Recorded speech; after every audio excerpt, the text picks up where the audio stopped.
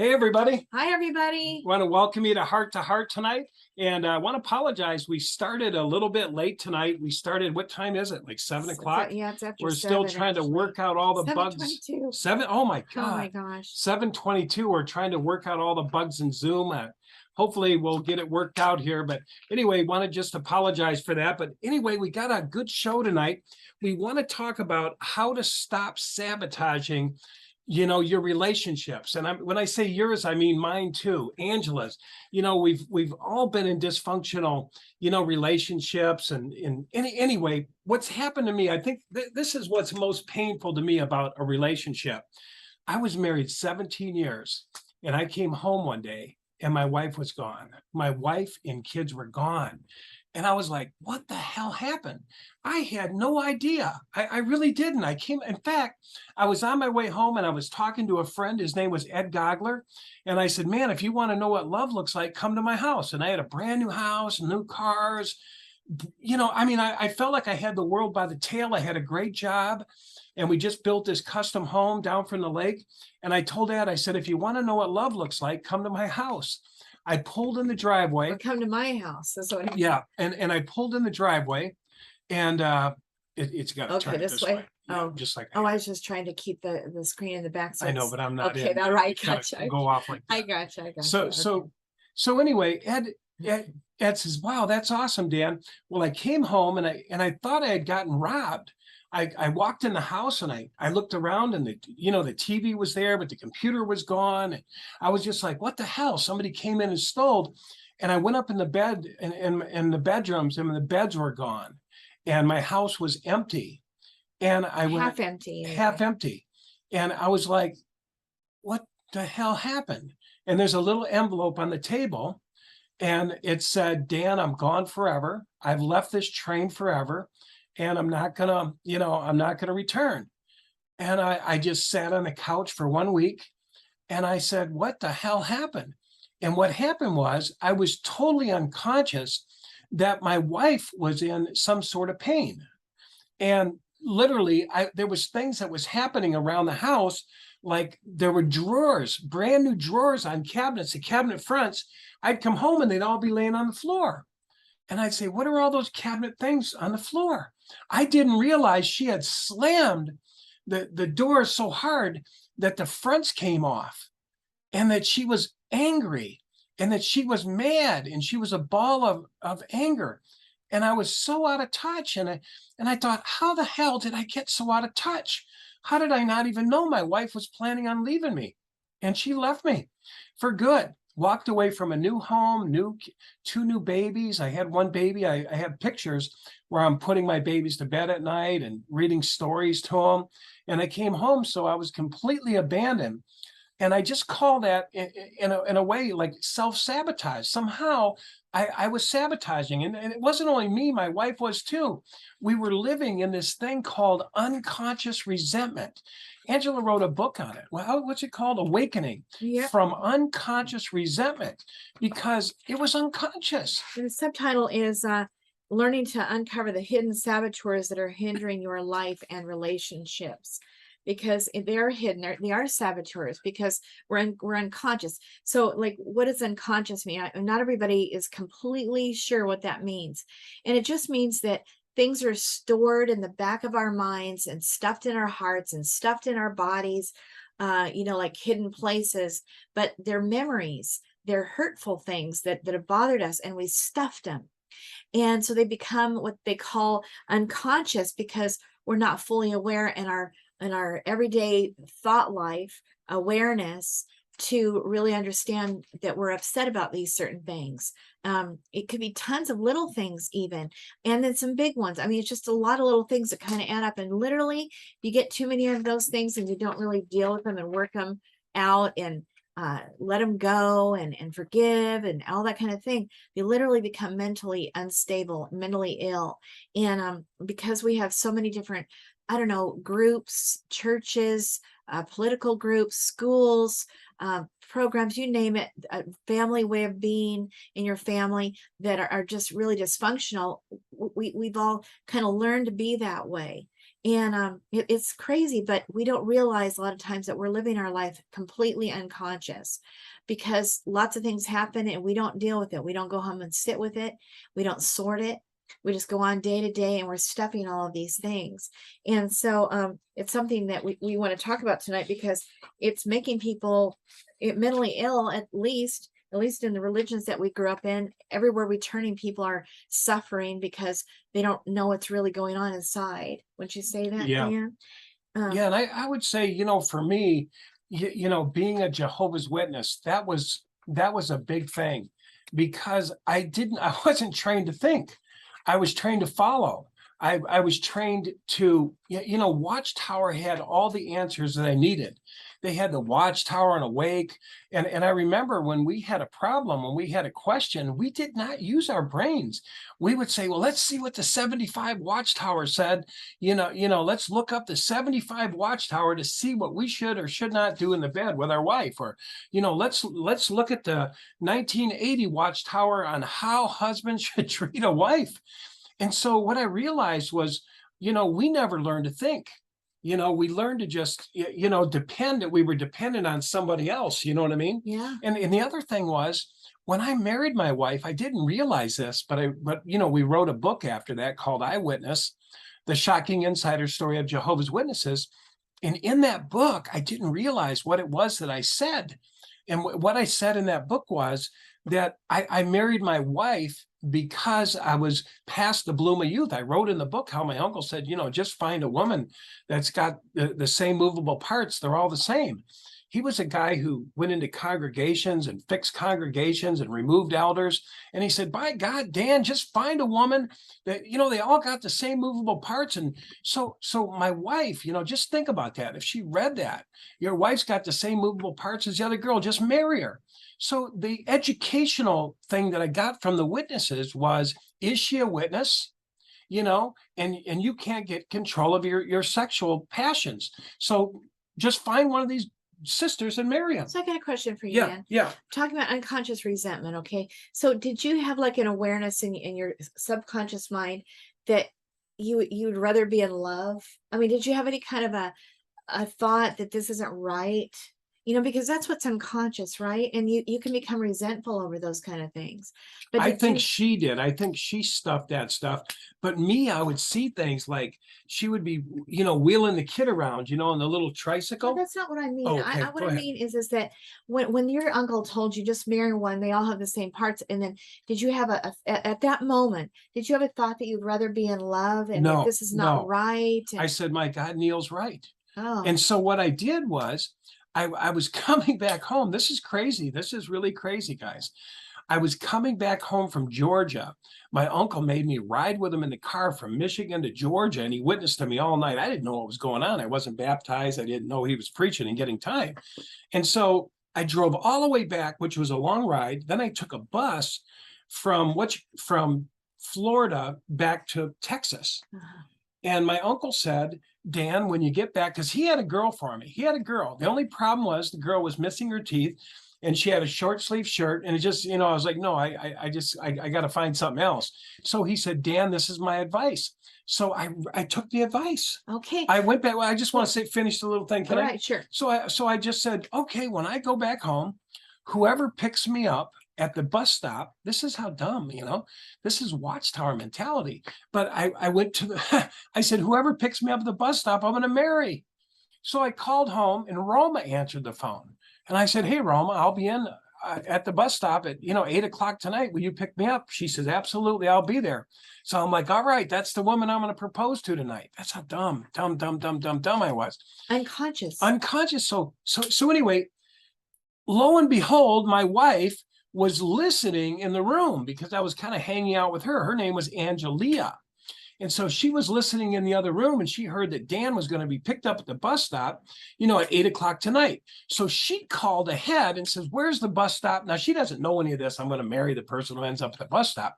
She just said, that damn Roma, I'm going to, because in the witnesses, there's no boundaries. There's no Okay, so we're nothing. not just talking to witnesses here. We're talking to Yeah. every kind of religion. Okay. Yeah. Just guys, I don't want to leave anybody out. But Because Watchtower in a lot means of your Jehovah's religions, Witness. they got to be Christian, they got to be Catholic, they got to be, whatever the tribe is that you're born into. That's what is going to be the good wife. Doesn't mean that she knows you or you love her. It's going to be the one that's right for you. She's available, right?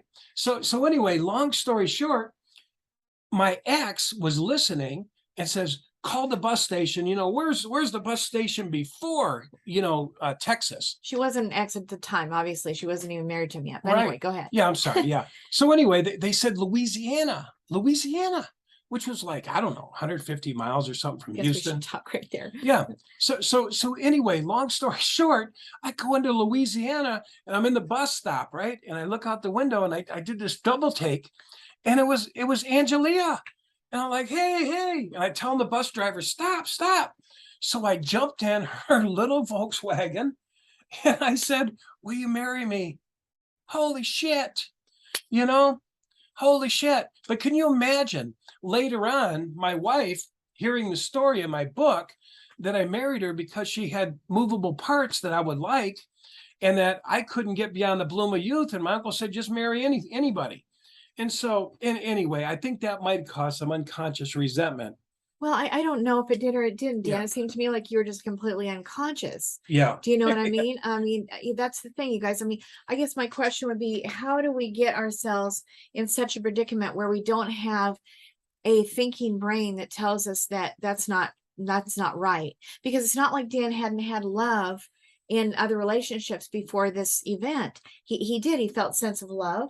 With his first wife, for example, he loved her to death, and then, so what caused him to become so unconscious that would be okay with him? In this particular case, reason, outweighed love, because that made sense to me.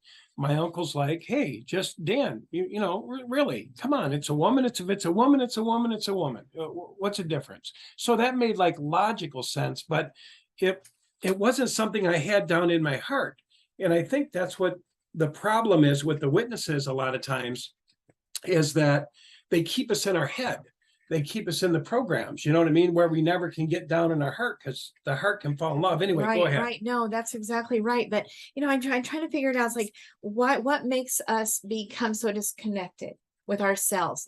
So I thought about this. When we're raised in our youth, we're told that we're not allowed to have our own thoughts, because if you, like, for example, in 1975, when in the Jehovah's Witness faith, when Dan said, hey guys, did we just pass this prophecy that said Jesus was coming back in 1975, and it didn't happen? And he was upset about it, brought it out to the elders, and the next thing you know, he's on apostate watch, and things are going very badly for him, meaning in the next step, you're going to get yourself kicked out of this church. And so these kind of things, when you're younger, you see these things going on, certainly as young children, we hear it, we see it, and we learn. If we have a differing opinion, it causes everybody a lot of trouble. And this is not just in church. This could be in any organization, any political group, college, school, you name it. It's not just in a certain culty religion. It's really everywhere. And so what was I just saying, Dan, about all of that? Yeah, what you were talking about was the tribal nature of religion, politics, school. I know if I've ever been around people who are, I call them academianites, but people that've got their bachelor's degree or PhDs, they would look at me like I'm a piece of shit. They were like, you're uneducated. What would you major in? What would you? And I said, I didn't major in nothing. I graduated with a D minus, and I thought the world was going to end in 75. But there definitely is a tribal mentality about people who have graduated. Religion, I mean, if you go into a Christian religion, are you saved? Do you believe in Jesus? This is our tribe. This is our dogma. This is what we think. It's groupthink too. It's groupthink, yes. And so if you disobey the group rules, whatever the kind of group that you're in, church or political, whatever kind of group it is, you don't go along with the group. Everybody knows, then people don't like you. And who wants that, right? We're all like in groupthink. So that's kind of interesting that we have these kind of fears, and so we just end up finding out that it's best not to think. I'm just being honest, you guys. This is what we're facing, and we're having to face that. I've got to get my own mind and my own opinion. I don't want to be in this groupthink anymore, because groupthink is not always good. It's like, we don't want to be kicked out of a group. We don't want to be kicked out of our family. Right. We don't want to be kicked out from the family gatherings. All these things. we don't want to be kicked out. So what do? We literally kowtown to what they're asking of us, I so we would can say we enter survive. a sick codependent relationship, Yeah, because definitely. codependency, I don't think, I don't think that's exactly the right word, because we're all in codependent relationships, meaning we're kind of codependent on one another. We do Mhm. shows together, we do this, but there's an unhealthy codependency. And I think that what happens is we get used to being in, you know, like when I was a witness, I wasn't aware that that was not a good relationship I was in with my ex. I wasn't aware it was a good relationship. And so, but I just adjusted to it. I just adjusted to being unconscious. And I drank. Yeah, you know, I had lots of get-togethers at my house, but it was totally unconscious. Me and my wife, the sex thing was kind of sketchy. Yeah, you know, it was kind of like, you know, I'd touch her leg and she'd move it and I'd be like, okay. And it was a real strange relationship. But what happens is you start thinking that's normal. Yeah. You're in a church and you start thinking, well, shit, I don't like this narrow-minded shit. I don't like only believe, I don't like this religion that says everyone has to die, you know, in order for us to be happy. And that's what we found in the Jehovah's Witnesses. Everyone else has to die. Christianity, a lot of that's the same. Everyone else has to die in order for us to be in heaven or paradise or whatever it is. So, but like what Angela said, do you leave? Do you walk away? Or do you go unconscious and you kind of stay there because you don't want to rock the boat? You don't want anybody to Yeah. know that you're thinking outside of that box, outside of that narrow-mindedness, that limitation. Because that is absolutely codependency. It's like, you know, you're afraid to rock the family boat. You're afraid to rock the political boat. You're afraid to walk whatever kind of group that you're in. You're afraid to rock the boat, because if you do, everybody and their uncle is going to be mad at you and you might be dead alone. Do you know what I'm saying? And who wants it, right? So I think that we split at that point. Our minds split, actually, because we're so afraid of the consequences. You know, probably with my husband, when I got finally split up from him, it literally, I had to be to the point where I'm going to die anyway. And really, I had no choice. In a way, it's like either die or choose to make some sort of a change. And the change meant that I was going to lose my family. I think I knew it down underneath, that it meant a lot of loss. And I think that I just, my mind didn't want to go there. You told So me I you'd lose your denied. kids. Yeah, You said, I I know did. I'm going to lose my kids. Mike's going to turn them all against me, you said. Well, so that's actually what did actually happen. So I guess I did, and underneath it all, I must have known. Yeah. And so, you know, you don't want to go there. So you just simply play the game that everyone's asking you to play so that you can stay in the game and not lose. And because I stood to lose everything, and that's what I did, lose everything. But I didn't really lose anything because I was almost dead anyway. So I didn't lose, right? I gained, but not, I didn't know it was going to ever be good again. But, you know, I took the risk. I cried out and I got some help from God. Thank God there is a, I I think found when out you, there's a God for after all. you know, there's a saying, I don't know who said it, but they said most men lead lives. I wouldn't only say men, but women too, lead lives of quiet discontent. Desperation, quiet desperation. And I think that's a lot of people. I mean, we work in a lot of homes. And when we go into these homes, man, we see this big void, don't we? Yeah, With we the do. husbands and wives. We used to say it's Mormon, it's this, it's that. But the truth of it is, we've seen it in every religion. We've been on the road. You remember Tom and his wife? Oh, yeah. You know, Yeah, you know, let's they, talk about those yeah, guys. And it's a couple that we met when we were down in Arizona doing a wood finishing training with this guy and his group of guys that wanted to learn how to do what Dan has learned how to do for 42 years now. And he's the best probably in the world, most likely. And so you want to admit it, but he worked for Bill Gates, Ritz-Carlton hotels and high-end law firms all around the world. So I think, yeah, he's the best. So it's really incredible group. But this guy, he kind of let it be known that that he was not happy, but he had no clue why he wasn't happy. And his wife worked with him at his request. Can you do this? Like, for example, this one trip down there, he wanted her to go in the bathroom and remove the wallpaper out of the bathroom, and there's a lot of it. So she is just very unconscious. It's kind of like she has this attitude like, you know, oh, great, now what are you going to ask me to do? You know, it's just like she's this horrible victim, like my life sucks because my husband's always coming up with something more for me to do and I'm miserable. So instead of saying no, I can't do it. I'm overwhelmed already as it is. Can you go pick the kids up tonight? Or can you, she just, yes. Okay. Now what else do you want me to do? Like flogging herself, but he didn't see at all that she's frown faced, not wanting to do it. He's completely blocked it out of his mind. He doesn't see it. What else do you want to say about Yeah, I was just going to say, they actually invited us to church with them. They had a Christian church they went to, and they said, Yeah. well, we'd really like you to go to church with us. And we're like, sure, okay, we'll And go. dinner too. We And went to dinner. And so we went to dinner, and on the surface, it's like, here's the husband and his wife and kids all in church. The only problem was when they were walking in, he was already in the door, and the kids and the wife were back here. And me and Angela are just observing, and we're going like, why isn't he holding his wife's hand? Yeah, Why isn't he? And something about in the church service too, I think they set apart. Yeah, Yeah. yeah. But they're not aware that Totally something's going miserable. They on. looked miserable. And when we went to dinner, it was like, hey, to his wife, is anybody there? How you doing? And she's like, hi. And it was real, man. Rigid, yeah, she just wasn't able to be open in any way, but he could not see it.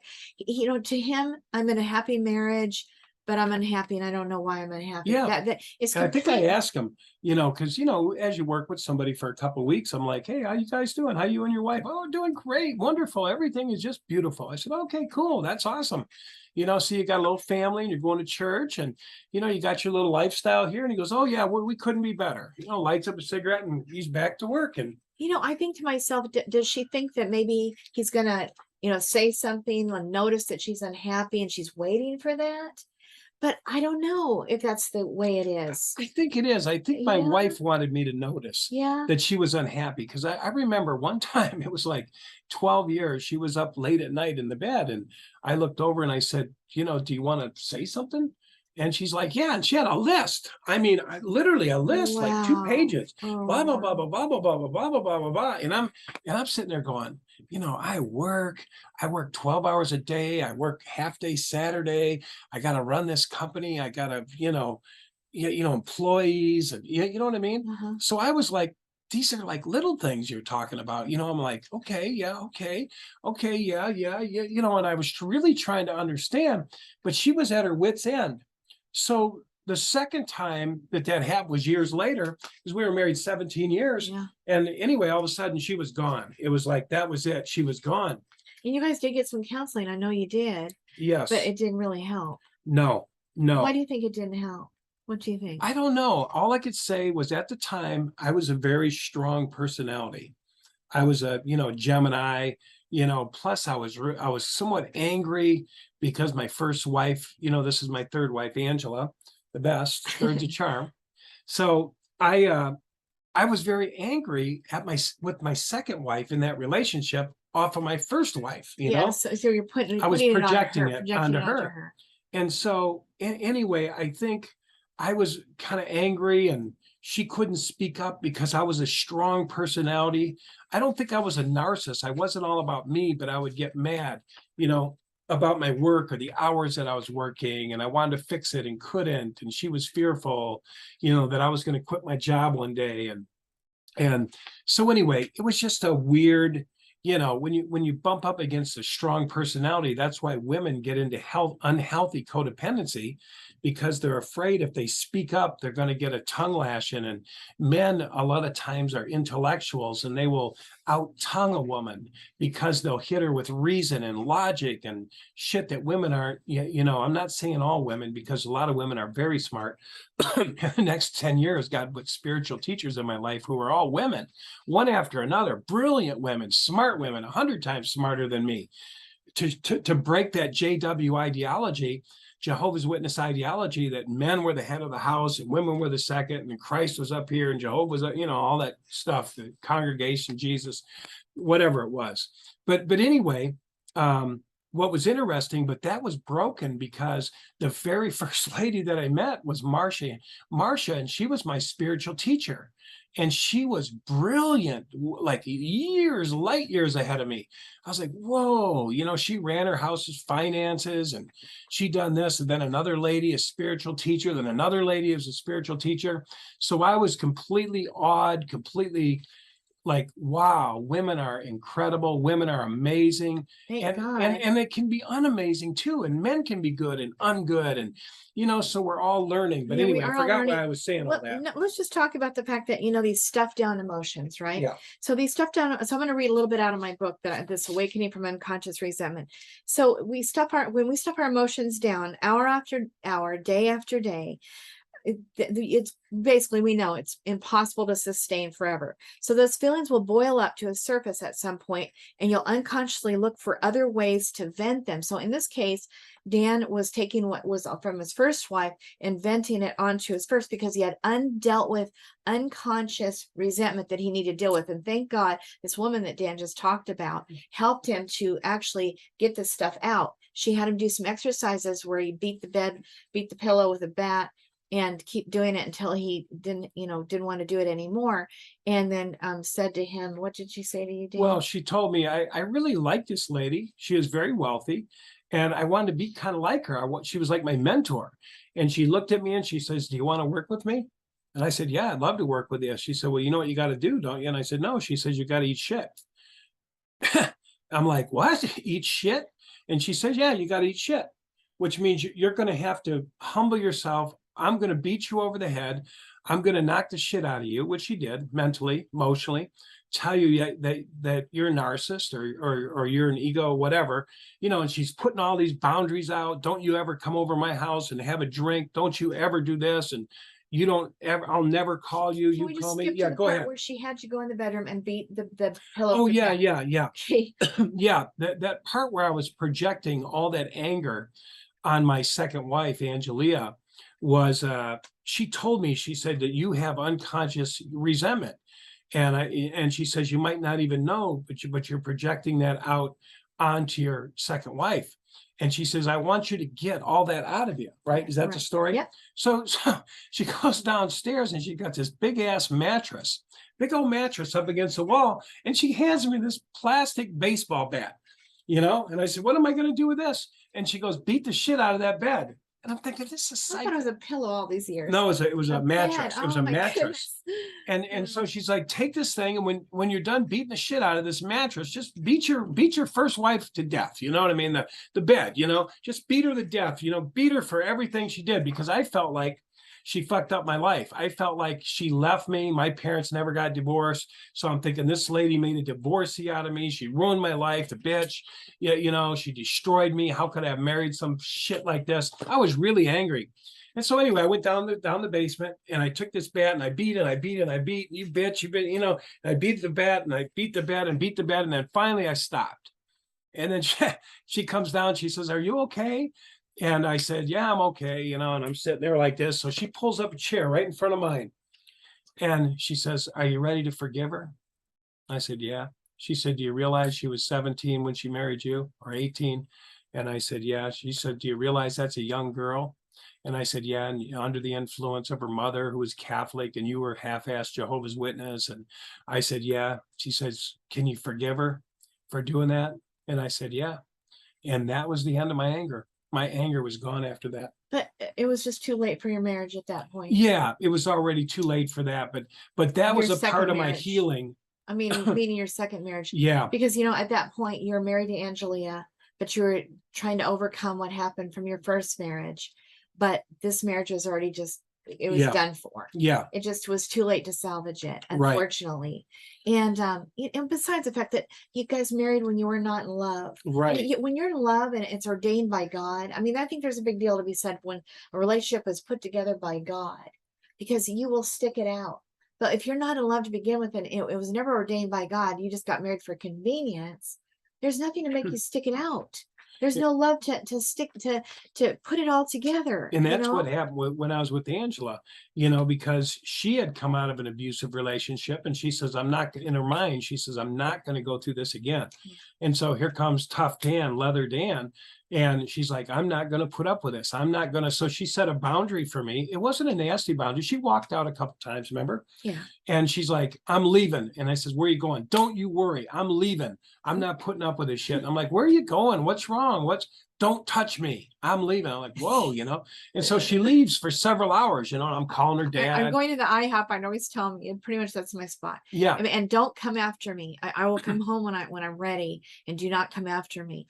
And I would just sit for hours and just write down everything he said and everything I said, and sort, pray, put it all together in my head. And I had to be pretty sharp, because Dan's pretty sharp, and you got to be sharp with your words. You got to make sure you got everything exactly the way it was said, and the whole thing. So I worked hard on that so that I'd be ready. But here's the beauty of it. Let me finish up on sure. the beauty of it was that whether you're a man or whether you're a woman, you've got to be tamed. Some women need to be tamed. Some men need to be tamed. So there was a part of my nature that wasn't right. It was hard. It was tough. It was, and Angela said no. And the beautiful thing was she came back home. That was the beautiful thing, because I thought, well, it's over. Fuck it. It's over. What am I going to do? I call her dad. You heard from her? Nope. She's gone. I'm thinking she's halfway to Oregon or something. And then she'd come back home and we'd make up. And she's like, I don't want to leave you.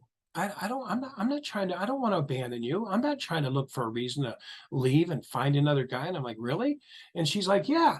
And I'm like, okay. She says, I just don't want to be treated like this or whatever. And I'm like, okay, all right, let me work on that a little more. Let me take some of the rough edges off. Let me see if I can. I was learning about codependency. I was learning about boundaries. And I was trying to put them into practice because I wanted a good life. You know what I mean? And, anyway, Dan and I were meant to be together. There's just no question about it. We had to work through our stuff together. But, I don't know, because God did put us together. It's so obvious. If you knew our story, you know that God did this. And so we were going to stick it out. I mean, when it's true love and God has anointed it, you're not going to give up. You have to work things out. And so we did. You go back to the drawing board and say, damn it, I got to do it better next time. She's a woman. A woman don't treat it like that. But what's cool is Daniel learned about codependency before he met me. So he'd already gotten the tools from Marcia, that woman who was trying to teach him. And then he was using, sharing that with me. And because he knew about it, he would stand up for what I was learning, and I shared with him so that I was able to actually live it, including how to deal with him. So I want to read this. Codependency starts forming at a very early age among children who have domineering, controlling adult role models. One symptom of codependency is when you learn to publicly attune to everyone else's needs at the expense of your own. So I'm not saying it's not saying that you should never help anyone else, but when you publicly attune to everyone else's needs at the expense of your own means that no one else, you don't matter, and everybody else and what they think matters. So in this case, being that we're Jehovah's Witness, for me worldwide, you might be saying you're from a Mormon religion or just some sort of a political group or some group that has hurt you. These are just kind of places where we learn how to shut down what we need, because if we don't, we'll get in trouble. We'll be kicked out of the church. We'll be chastised. So we have to learn how to attune to whatever they need, whatever they want. And that's where that unconscious resentment starts building. They're asking you to do things, go places, think thoughts, be okay with changes they've made, whatever, and not question it. And these kinds of resentments, and in marriage, same thing. Like things going on. Your husband used to ask you, he'd drive you around all day and not tell you where he was going.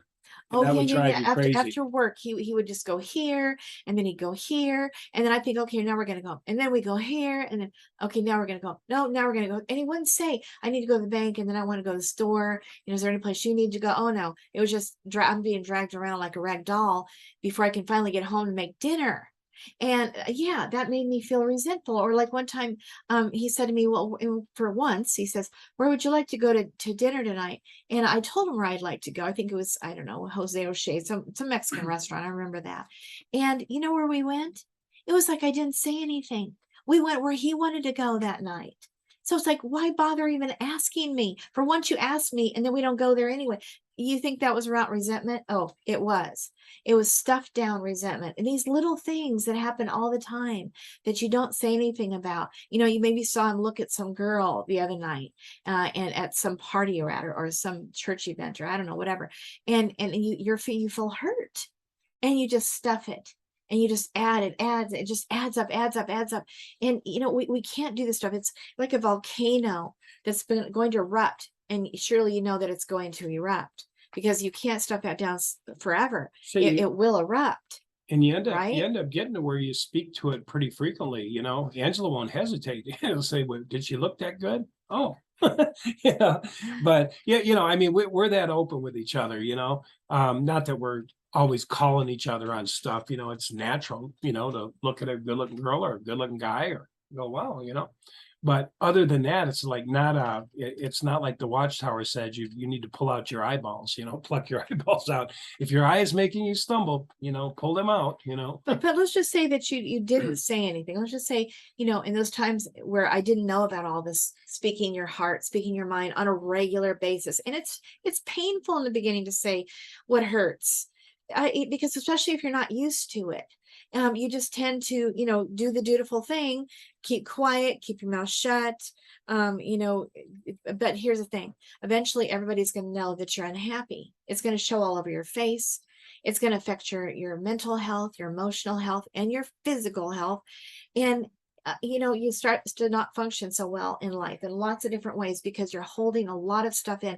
And you guys, here's the thing, because of the way that we were raised, we've learned how to not speak out what hurts.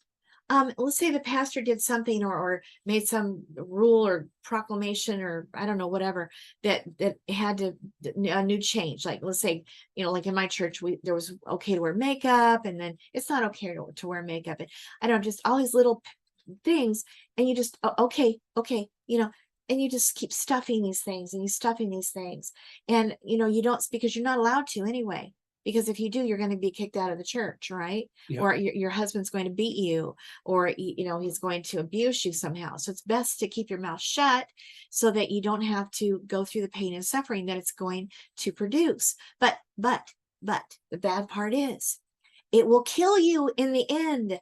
And that whole saying that says, "To thine own self be true."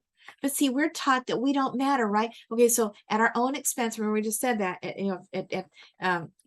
everyone else's needs at the expense of our own. So, I need a day off instead of going to meetings all the time.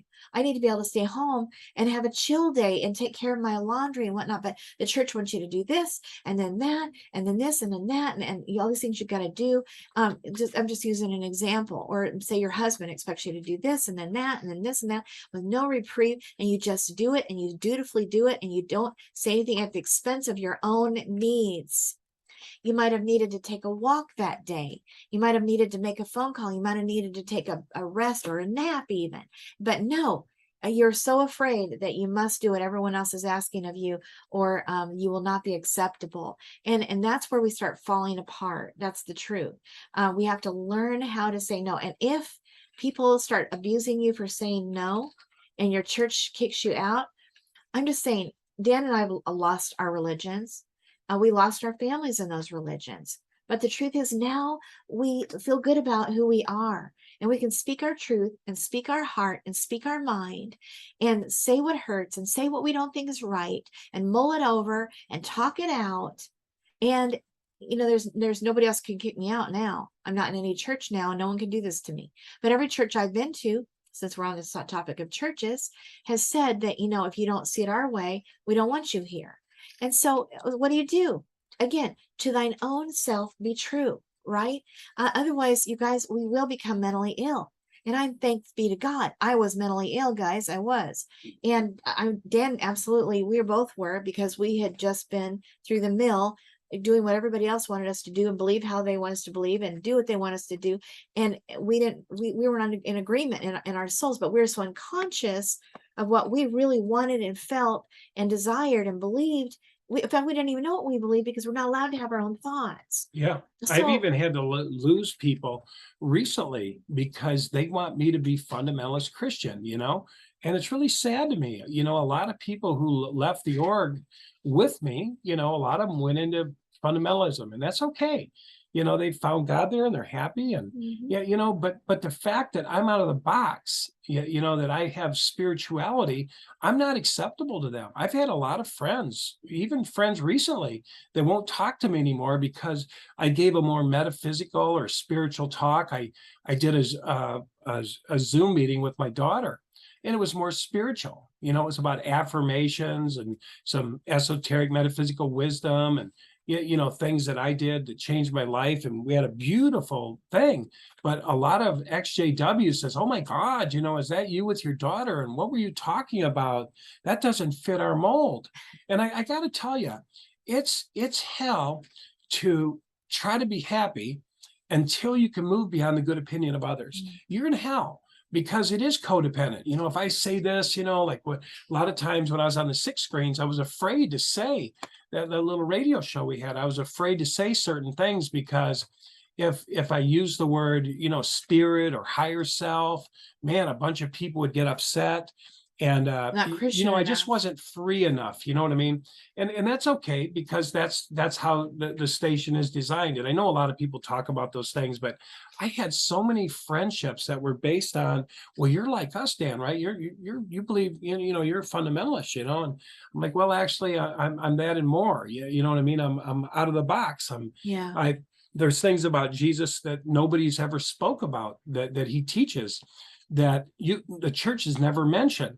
And so anyway, like Angela was saying, at one point you feel like I'm losing my family, right? 5, 10 people, or I'm going to be codependent on them all my life and be in hell and be miserable and be resentful and have them always preaching to you, like her mother, is always insinuating the law, the Sabbath, the this or that.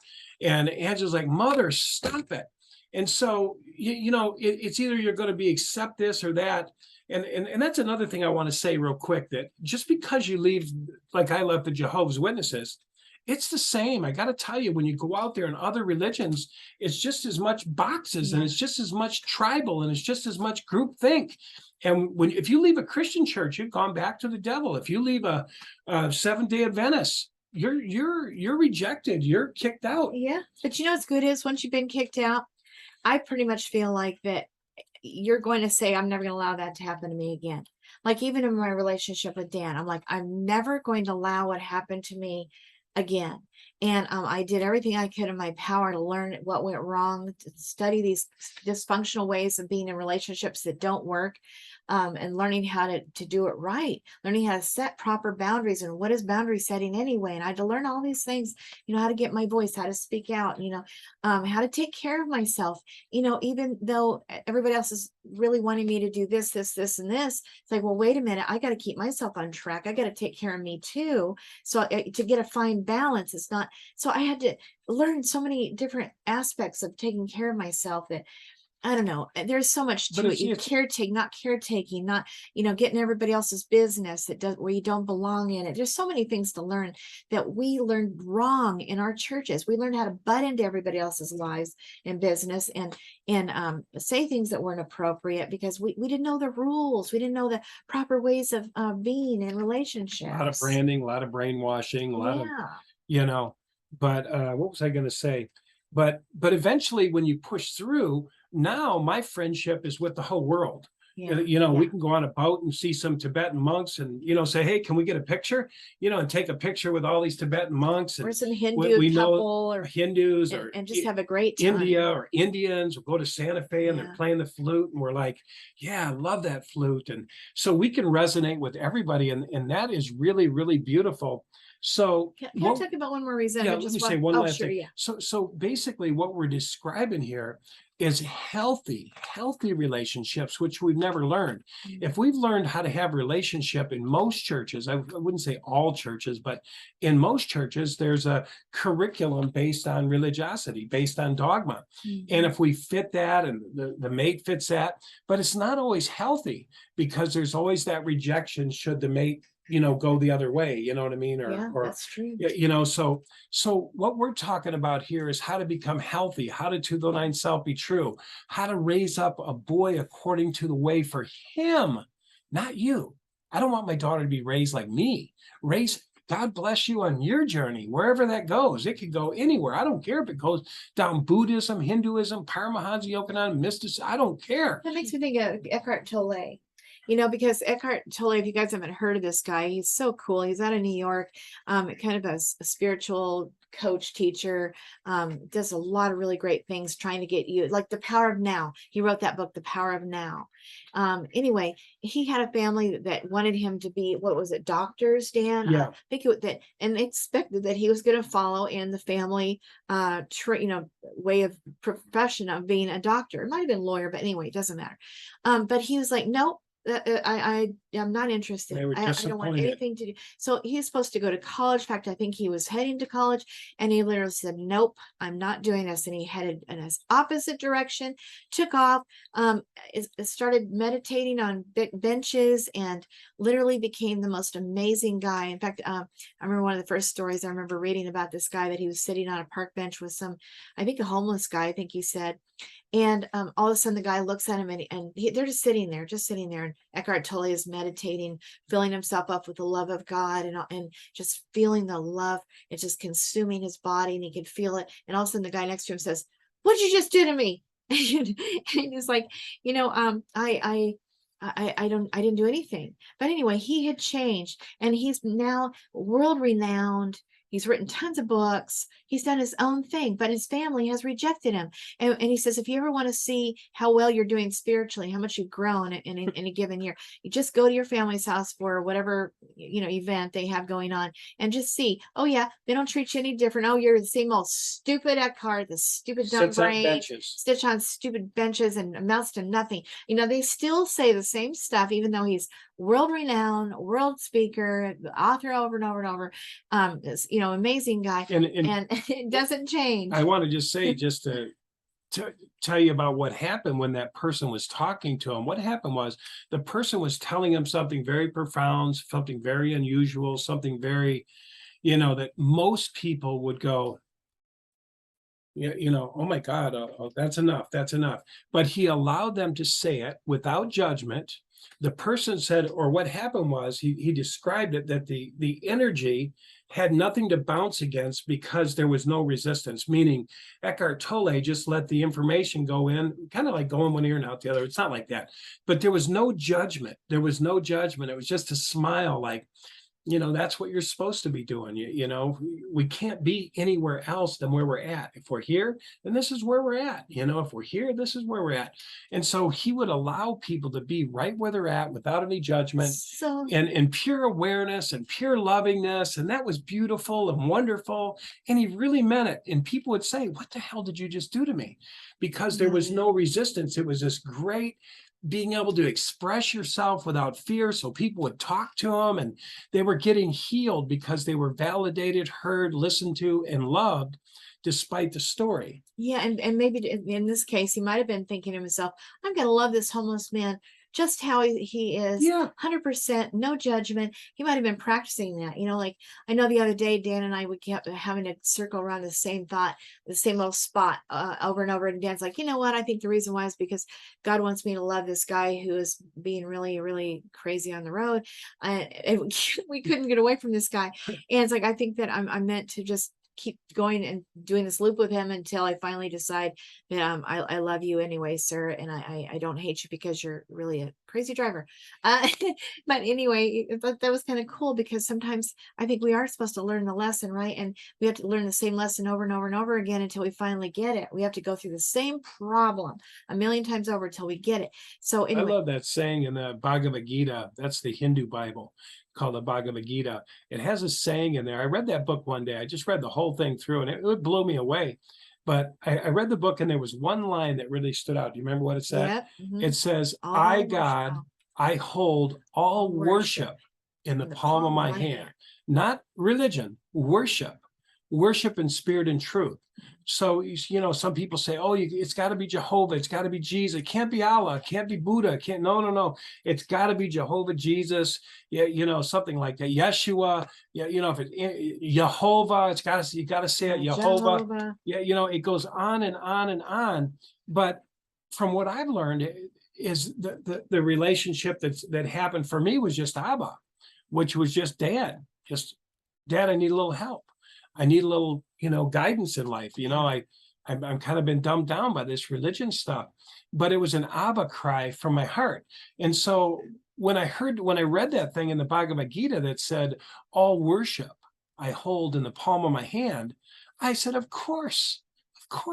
If you're born in India, you're going to know about Buddha. If you're born over in Iraq, it's going to be Allah. If you're over here, it's going to be something else.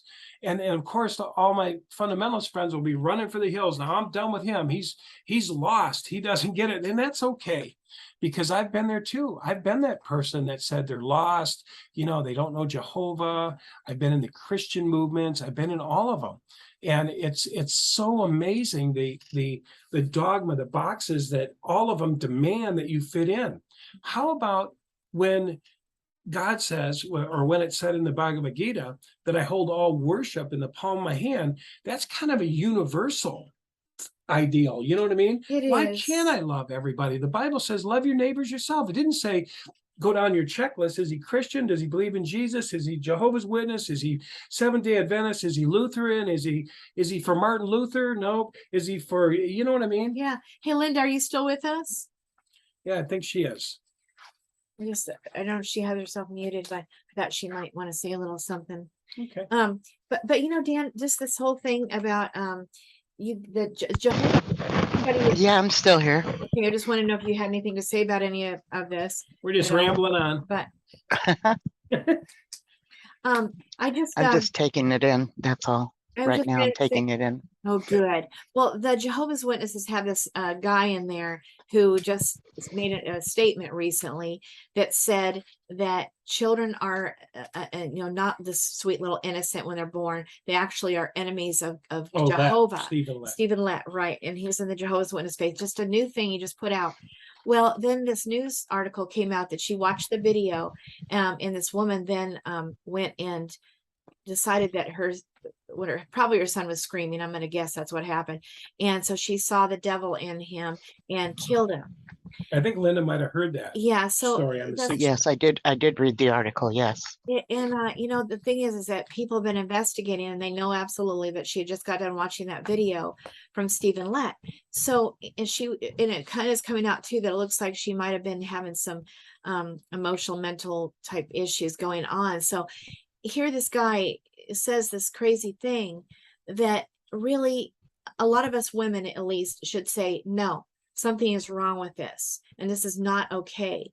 When they said things like don't bond with your pets, just feed them, and they don't want you to do that. And obviously treating your children like they're enemies of Jehovah is going to make you not bond with them. Exactly. Lots of sick things that they say that us people, I'm going to say, we stuff this stuff. We stuff these feelings and emotions about that. We don't agree with that. And that doesn't seem right to me. It seems like that, pets are a gift from God, that, dog is God backwards. Yeah, And they're, yes, it is. They're a friend of man. And that they've saved a lot of people from a lot of suicides because they're such wonderful animals. Horses save all kinds of animals. And for him to try to, make sure that we don't bond with anything or anybody. I really see it as that. I do that too. He spoke of this, baby as an enemy of God. And the whole basis behind it is one of those things where he said that we're all born into sin. And if you think about it, it's one of those, and if you think about it, he can go anywhere, right? And if you think about it, it's more accurate to say, he said that some people say, oh, look at that angel, meaning a baby, and yes, we do look at babies and ooh and ah over them and just are just mesmerized by them. And he says, actually, more accurately, we could say, look at that little enemy of God. I know, it's so disgusting. I mean, Jesus said, do not forbid these children to come unto me, for of such is the kingdom of heaven, he said. And he said, unless you become as a little child, you will no wise enter the kingdom. And we're to become like little children. And so how does he come off going against the Bible? I'm just saying. I mean, it's completely directly against it. Same with the animals, loving and caring for our animals. Like, here's a scripture that says, whoever is righteous has regard for the life of his beast or as animal, but the mercy of the wicked is cruel. And so, You know what's interesting about that baby is that the baby was judged guilty until proven innocent. yeah, right. You know, and I thought about that, and then I thought about the birthdays. Why didn't we celebrate birthdays? Because it says better is the end than the birth. Because the birth, you don't know what the child is going to choose, right? That's why you didn't baptize babies, Right. because you didn't know they couldn't dedicate their life to Jehovah until they were old enough to know that they're making a good decision. Now they don't give a shit. You can babysit a 7-year-old, 8-year-old, you know, because they want to get them in, because the sooner you get them in, the sooner you get them committed, the sooner they're brainwashed. And this is big to do and celebration. You gave your life to Jehovah. Oh God, Bobby, you're so amazing. And there's all this conditioning, and they know that. They know that you've got to get them while they're young. And it wasn't always that way. I know, Linda, you remember. I recall it being said that they are under the protection of the believing parent until a certain age of what is called accountability. So for him to call this lovely baby an enemy of God is a direct counter. That's counter to what we've always been taught. Yes, because they have a special covering for being under the Yeah, and better is the end than the birth. This was the whole reason we didn't celebrate birthdays, because we would celebrate, you know, that's why we celebrate Jesus' death and resurrection, right? Yeah. Because with the memorial, but we didn't dare celebrate the birthday because we didn't know how he was going to turn out. And like Linda said, he was under the overshadowing of the parents, so it didn't matter. But now he's an outright criminal. You know, now let me just say, as Jehovah's Witnesses, we never celebrated the resurrection, simply the death. Oh, the death. Okay, thank you. I'm sorry to correct you, but if we were celebrating, and I don't mean to correct you, but if we were celebrating the resurrection, that would be called Easter. Yeah. Yes. Yeah. If you didn't correct me, And trust me, and that would be called the grave is empty, he's been resurrected, and that's the big to-do of Christianity, which we didn't even get close to that, right? That's right. That's funny you said that, because you know what will happen on YouTube is there'll be like 1,500 people going, you were never a witness. You celebrated the resurrection of Jesus. I'm telling you, 1,500 people will go, did you hear what he said? And I have to do this big formal apology. Hey, it's Dan. Hey, I screwed up. I've been out 25 years. I don't remember anything, you know. It's hilarious, man. So, but anyway, yeah, but boy, to be judged guilty till proven innocent. But we know what the real strategy is about let. I know there's more to it, but there are a disassociation with your kids, right? Yeah. Because you know, I have to say it, Angela's mother's like that with her. You know what I mean? There's a non-acceptance because you're a radical, well, because you're rebellious. Yeah, somehow in the Worldwide Church of God, they did the same thing. They had this parenting book, and they wanted you just to nurse your baby and put it down, and discouraging that proper bonding. You know, just it was the same kind of thing where, I don't know, they really definitely did discourage the bonding. Yes. And same with the men were told in the certain book that they encourage people, the men, to read, that if your wives get out of control and they disobey you, that you should just put them over your knee and spank them. And they literally went and did that. I don't know, just such a, you know, how do you bond with that? I mean, that's not equals. That's not husband and wife as equals. It's like the man who's this God over his wife, kind of a sick thing. And well, it makes it puts the wife in a childlike position. Yes, thank you. That's perfectly said, Linda. Yeah. And so, you know, I just think that I definitely have to say it this way. I definitely believe that it's demonic, because they're trying to make sure that we don't ever get into our hearts under any circuit. We don't come from a place of heart. We don't meet God in our heart. We don't bond with people in our heart. We don't get married for the purpose of heart. We don't love our children from the heart. We don't. Well, the heart, I'm sorry to interrupt, but the heart is treacherous. Yeah. Who can trust it? Who can trust it? Yeah. Evidently not us, right? And now, if King Solomon said, you guys, who said that, by the way? Was that King Solomon who said that? The heart is desperate and treacherous. Who can know it? Okay, well, guess what? That guy was not always on the right path. I mean, he was a guy who was doing all kinds of things he shouldn't be doing against God. He got attitudinal with women. he despaired of life at times. He said, you know, what do you say about, you know, that vanity, all is vanity. He had all kinds of advice, and you just read it in there. He said, no, this is not God's way. This is not the way to be. So here we just took at face value that he's a healthy man. You know, this is a recorded history of this man who did not die in a good place.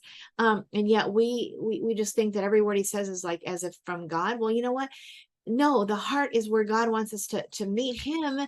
You know, it's like he's in our heart, and we're to love each other from the heart, and we're to bond from the heart, and everything's about the heart. But these religions, including the one I grew up, are saying, no, don't go there. You keep in your head, don't go there, because that's where anything that's going to get done in our lives that's of any value at all, that's going to get us anywhere and get us to know who we really are and know our really good God, is going to be right here in the heart. And we're discouraged from going there at all cost. Whatever you Oh do, yeah, do not go there.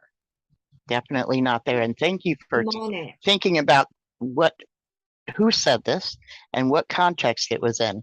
Because what happens is we're being told this simple scripture, and it's being told to us by an authority figure, such as an elder or our Bible study conductor. And we receive it as though it is the word of God, as though this is what God wants us to believe. But you took it, whether people are Bible believing or not, looking at the context is super important, because anybody can take any scripture, which is called cherry picking, and make it mean whatever they decide the context is it that they are wanting it to be in. Right. Yes, You know? that's a good point. You know, I remember when the subject of masturbation came up, I remember several people calling into Six Screens. One person said that one of their family members was trying to pull out their eyeballs because the scripture says, if your eye's making you stumble, rip it out. And the other one was, the one that I got into was, if your body is making you stumble, pummel your body and lead it as a slave, that after you preach, you might not become disapproved somehow. And so I would beat the shit out of myself. Literally, I would throw tables at the wall, and I'd record it. I had a recorder, and I'd turn on this recorder, and I said, I'm going to show you Jehovah, I'm serious. And I'd throw stuff around and cry, and then I'd fall back again.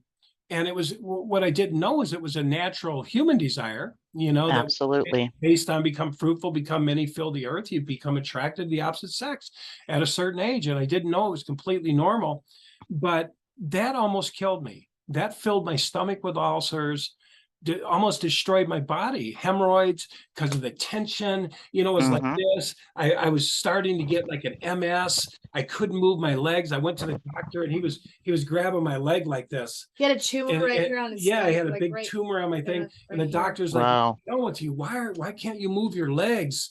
And I was like, I wouldn't tell him. And finally, that lady I told you that I say on the Six Screens that helped me asked me what was wrong with me. And I said, well, you know, I guess I'm sex addicted.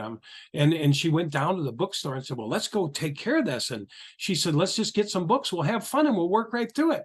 And Look at that. Just a matter of factly, like dun dun dun dun dun. Yeah, like it's not a big deal. Let's just look at it and make it okay, you know? Yeah. I love said. that woman. Yeah, she was brilliant. And here's what she said. was. She looked at me and she goes, okay, I just bought $150 worth of books from Barnes and Noble. And I said, okay. And they were a stack this high on the table. And she goes, are you going to tell me what the hell's wrong with you? What are you doing? What are you doing behind the scenes? What's going on? And when I told her, she starts laughing. She goes, oh my God, masturbation? Are you serious? Is that it? Yeah. And she goes, oh God, let's take the books back to the bookstore.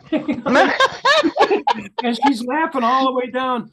And she handed me a tape from an old monastery guy, which was out at St. Benedict's Monastery. His name was Father Keating. And he said, could you imagine being in a 21-year-old body and told that sexual desire was a sin, that it was wrong, this desire that God put in you to become fruitful? And I was free. From that day, I was free, but it almost destroyed my body, pushed me into MS, you know, fibromyalgia, whatever my body was doing. The mind-body connection was destroying me. The shame, the inner shame of something I couldn't overcome. I thought I was part of Satan. Right. It's been labeled as self-abuse. Yes. When it could be looked at as self-care. Yeah. You guys, I get Okay. Self-regulation. It's time for the cork to come off, you know? where did the scripture come from, you guys? Where is it in the Bible that says to lead your body as a slave and all that? Who said it and where is it I don't know. in the Bible? We need to take a look at that and really take it apart, because I'd like to know who said it. Well, the Witnesses Bible is going to translate it totally different. Yeah, I know, but I still want to know Yeah, where we'll did they find get it. it We'll look from? that up. We- Do you we know need what it is to. offhand, Linda James? Pummel your body. No, I'm not familiar. Proverbs or something. Probably Okay, Proverbs. so we need to look at that. We need to look at the whole thing and analyze it, because it doesn't really seem to be like what I know God to be now that I've gotten out of cults and all that.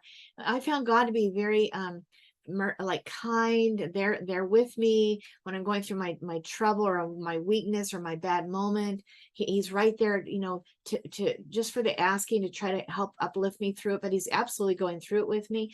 I don't certainly feel like that he is there to beat me up, but there to support. It's a different God than I was raised with, completely different. But it's my own personal experience for the asking for help, right? Not that when I screw up that he's mad. I used to think Right. even since I've known Dan, I used to think that. Yeah, that's very That's not the God I know now.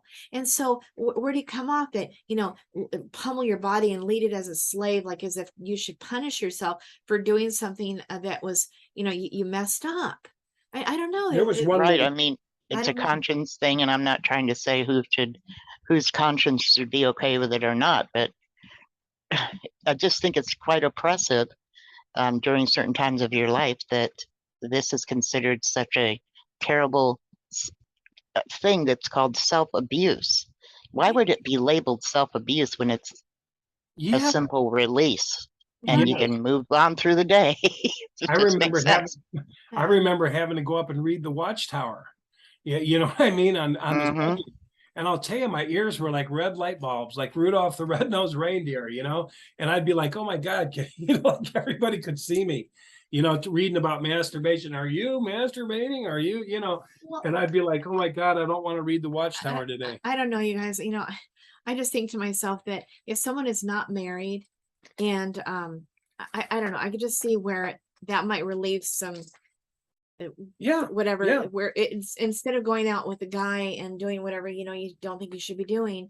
That just seems like here's the thing, your hand fits right there. If you just put your hand right down in the area, guess what? Oh, it just fits so perfectly down there to do just the kind of business that I'm just saying, don't you think that's a little weird? And Well, Well, if it helps your celibacy, yeah, right, that's on I hear what you're saying. It brings you right. back into equilibrium. You can like go out of your mind. Yeah, I mean, it is a relief. You can relax and Yeah, but anyway, it was it's a pleasure but more there than were, it is but see, I think I've self-abuse. told you before, Linda, I got public reproof for it. I had to go in when they had the big calendar and three Oh, brothers. the calendar with you put an X each day that you did Yeah, not I- abstain. You know what freaked me out? How humiliating is that? I thought I was the only person, truthfully, in 5 million people that did it. Right. I really did believe that. And I thought nobody was saying nothing. They were looking down. Well, it's obviously, Brother Clark, you're entertaining wrong thoughts again. And we're going to take away your sound, your watchtower. Then it was private Negative reproof. consequences. yeah. Then Okay. guess what? Then comes the mental illness, because here's what you got to do. Now you got to choose. So one part of mental illness is you think, well, I must be part of Satan's seed because everyone else has got a handle on this but me. So that's the first mental illness. The second mental illness is, do I tell them or do I hide? Well, if I tell them again, I'm going to be disfellowshipped because I got conduct unbecoming a Christian because I told them 3 times. And, so I was on my last strike. So I decided not to tell And them. let me just add, 3 times according to the Watchtower is considered a practice. Yeah. This has become a practice. Yeah, Yes. just thought I'd share that. Yes. Thank you. And I'm out. And so the next thing you know, I'm like, I lied. So now here's a next part of mental illness, which is which turns into that's creating the borderline personality. That's the beginning of schizophrenia, is a split mind. I'm living Yes. on one end, reading the Watchtower, smiling, saying, let's look at this thing on masturbation, and yet I'm living a double life. And so Yeah, again, it's craziness, It is. And I don't know that King David, he was a man after God's own heart. And I think what he Yes. had to say would hold a lot of sway, don't you think? And so he said that people are all into using a dove or a ram or a sheep or whatever is subscribed in the Bible as a sacrifice for certain sins. Different depends on the sin. Well, it was massive amounts of animals being killed. Anyway, he said one time that what God wants is mercy, not sacrifice, right? So what's one way that you might sacrifice is pummeling your body and beating yourself and leading yourself as a slave and, killing an animal because you were bad, but he said, no, that God wants mercy, not sacrifice. And I remember Dan met this wonderful guy, Father Thomas Keating, and it was, Keating. Was that who it was, Dan? Father Keating? Probably. Who helped you with the tapes Yeah, that were, yeah. So Dan, we went up there to the monastery, and he just happened to be there, and he gave Dan these tapes that talked about how hey, when you're young, you're in the bloom of your youth. Yep. And tell me what else? What did he say about it? That's basically what it says, that God put the desire in you to become fruitful, become many, and fill the earth. And then you're in the bloom of your youth, which is its most elevated time to, wonder what's going on with my body. And he said, could you imagine if somebody told you that was bad? Yeah, How that 21-year-old boy. Yeah, how that would destroy you. Yeah, if you were 20, he used a 20-year-old as an example, because God had put it in our bodies as a natural procreation desire, and it's a beautiful thing. And unfortunately, my religion and you guys as Jehovah's Witness and Worldwide Church of God make sex like it's, well, so do the Mormons. Oh, do they ever? It's like sex is a thing you do for procreation. That's all there is Do you to know it. they It's have to wear nothing special more. clothes when they go to bed? Did you know that, Mormons. Linda? Yeah. They have, are you talking the special Yeah. undergarments? Yeah. I Those think are they- on them all the time. Even when they have sex, apparently. Is that Yeah. right, guys? When they go to bed, I mean, we used to see these people's things hanging on the line, and they look like what were they? Like those clothes you wear in the wintertime, like long johns, all hanging on the line, and we're like, what are those? Yeah. Those are the undergarments that we wear. Like, you can't touch they're- a woman's body. See, that's oppression. That's oppressive. And what it's going to cause you to want to do it all the more. It's going to cause all the more problem in that area. It's not going to keep anybody from anything. It's not going to, keep that sex desire down. Not at all. It's going to make it worse. That's just how it works. And anybody who knows anything about how we're like as being a human, when you tell somebody they can't something, they want to do it all the more. So it's absolutely. And they'll add things about like fear. So we had a book about teens. So one of the things in the book said that, you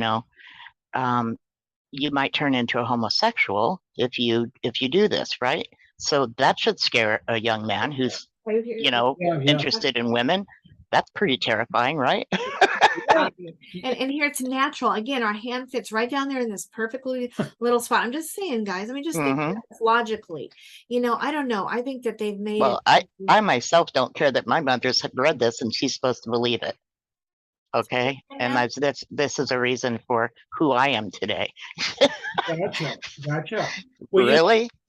Like I caused it from that? Yeah. Come on. Yeah. So I'm just sharing that I'm lesbian. What an embarrassment. What a humiliating way that it is placed. As though. Yeah. There was another scripture. Do you remember, Linda? It was the one that says, if your seed should drop on the ground, yes, you should go outside the city and remain unclean for a week. That's or 2 why weeks. you weren't allowed to masturbate, because that's spilling the seed. Yeah. And the Catholics have the same thing about that. You're not allowed to Even spill in the metaphysical, seed. some metaphysical groups claim that if you can contain the sexual desire, that the spiritual kundalini energy will be activated more and more and more the more you withhold. But I don't know. I think if I was a Mormon and all I ever saw was my wife in a pair of what do they call those things for winter? What do they call yeah. Yeah, long johns. And they're not long johns. They're just not, and they're given to them for a specific reason that is very symbolic and important and stuff like that. So it's very honoring to them. But I've never heard what you said, so I'm not sure if you're really accurate about that. About what? But still, it's about them when they have a time of intimacy, that is to remain on them. You know, Yeah, we've I'm heard varying stories. It's kind of okay. private, but they do wear them when they go to bed. We know that.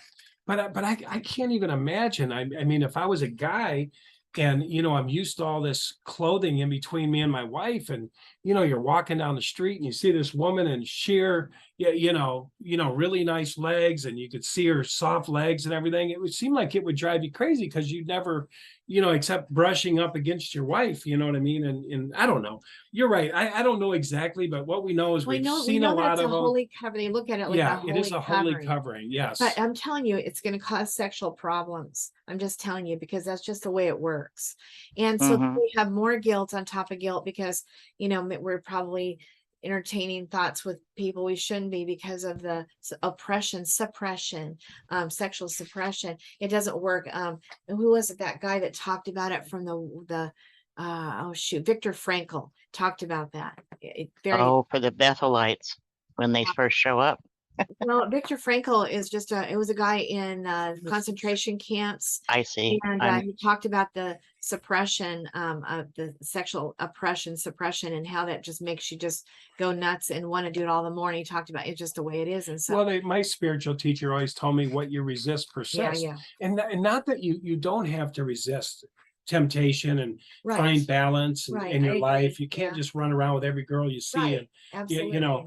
But she told me, at one point, what you resist persists, and it did. Yeah. The more Watchtower showed, the guy holding the hands with his wife and looking at the girl walking by. And Well, that's the whole idea of the prodigal son, okay? Because I remember Dan and I, when we were first together, he kept saying, well, maybe that answer is that just tell somebody, just go get it out of your system and be done with it. Kind of like the wealthy people back east, they tell their kids, hey, go sow your oats, right? And then they don't have all these hangups like we all do. And I'm like, no, Dan, you can't tell people that. And we can't say that. But the truth is that the prodigal son, God told him, you go out, so basically it's sow your oats. And then when you're done, then and you want to come home, then they're done with themselves, right? They're done with that. And now I'm ready to go and just I don't want to go down that road anymore. I'm sick of it. And so we're allowed to do that. God said, go on your journey, no judgment, no chastisement. And when you come back, you have open arms, not like the Jehovah's Witnesses said, where it's like, you should have never left, kind of thing. No, that is not how that story goes. And Right. so God allows this because he knows that, and then our hearts are with him 100% once you've done your sowing of your oats, right? I mean, well, I couldn't tell him what my story when I went in, what my journey was after I went out, because it wasn't acceptable in the Christian church. Because when I went in the Christian church, they were like, you need to go and celebrate recovery, right? And Oh, I've done that. Celebrate recovery through Al-Anon. oh, okay. got it. Yep. Yeah. Well, they had one, with some of the churches, so we went to them, but it was the same faulty setup, because you'd work on your stuff.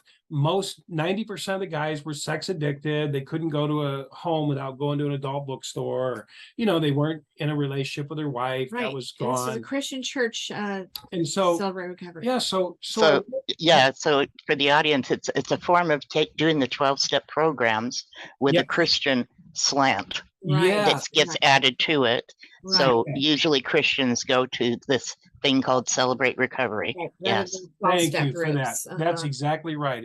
Would be called, if you're a Christian, you want to keep it biblical. It's kind of combining Al-Anon and 12-step, because everybody's learning about codependency. It's the same core where you're going to forgive everybody. You're going to say, yes, I have this problem. It's, coming out of denial.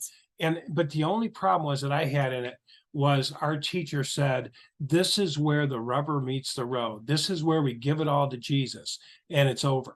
This is where we give it all to Jesus. And I was like, because it's not going to be over. It's not going to be over just like that. It's not just a snap of finger. I would rather say, hey guys, it's something you're going to have to work with. You're going to have to find some balance. It's going to take some time. It's going to be more stronger when you're younger and maybe less when you're older. Yes, you can't keep it entire, blah, blah, blah. But anyway, I was discouraged at it. I thought they're setting these people up to fail. And basically people would come in and the next thing you know, they disappear. They would come in and get baptized or get whatever, and then they would just see that it didn't work. I'm still addicted. I'm not clean. I guess it didn't take. it didn't take. So I guess I didn't really get quote saved. And so then they're discouraged and they just don't come back. We saw this over and over again because they didn't tell them that just when you get, you go let God in your life, you accept Christ, that you're going to have to, it's now a partnership where you have to work these things out with God. It's like I always said, you call it, it's your bag. You came in this world with your bag. I call it the guapo, your old guapo is your big bag of stuff that is your family DNA, your family, curses, your family weaknesses, your whatever. And you have to work these things out with God. So once you partner up with God, you have somebody to go through this with you now and begin the changes. But it is a humbling process because it's not a snap of the finger, like Dan said. It's a process that God works out. And I think he uses it to bring us into all humility because we know we're not doing it. We know that God is doing it, but he's going to do it in his way, his time, for reasons that he sees fit. Maybe to help us to be humble. I don't really know all the answers, but I just know that we keep on asking and keep on knocking and keep on seeking, and eventually the addiction goes. Eventually the alcoholism goes to the point where you don't even have to go to 12-step anymore. When God sets you free, that person is free. Like not just forever have to go to meetings forever and ever and ever and ever and ever. Like that's not how God has to have. It doesn't have to be that way. But anyway, Dan's proof of that. But I went down the road. Because it doesn't stop at the titty bars. I mean, it don't stop at the adult bookstore. Eventually you get tired of looking at a little screen up on a wall. Eventually, you get tired of paying a lady $200 to do a little dance for you for 20 pop. And see, all of these things you're talking about, Dan, are testosterone inducers, right? Yeah. So this is what men need to have a sense of well-being. And so that they can go slay dragons for us ladies or whatever, right? So the things that are put into men's lives to where their testosterone is lowered, it's not a good thing for a man's well-being.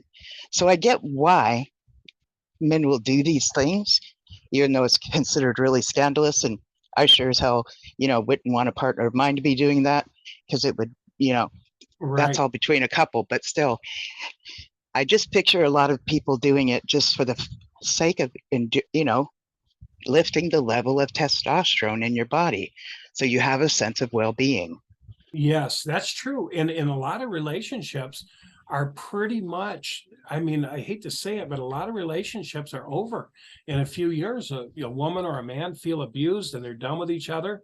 And so here's this guy, he's vulnerable, the wife's vulnerable, it's other things too. But when I ended up going down some of those roads and escorts and stuff like that, was after I was divorced, I got really lonesome because I was used to having sex. I was married 17 years and all of a sudden it was pulled from me. My wife was gone, my kids were gone, and I didn't have any intimacy. I wasn't snuggling with somebody. I wasn't smelling some woman's hair. When I went to bed, I was like by myself and I got really lonesome. So, but what was interesting was I went down those roads and I actually had the girls. I bought some. And then at the end, I had this Oriental girl who was really beautiful, but she didn't want to have a serious relationship. She said, Dan. Yeah, she wasn't exactly. Well, she wasn't an escort. She wasn't an escort. She was a girl I met at the bar. And she says, look, Dan, you have needs. I have needs. Let's just take care of those needs.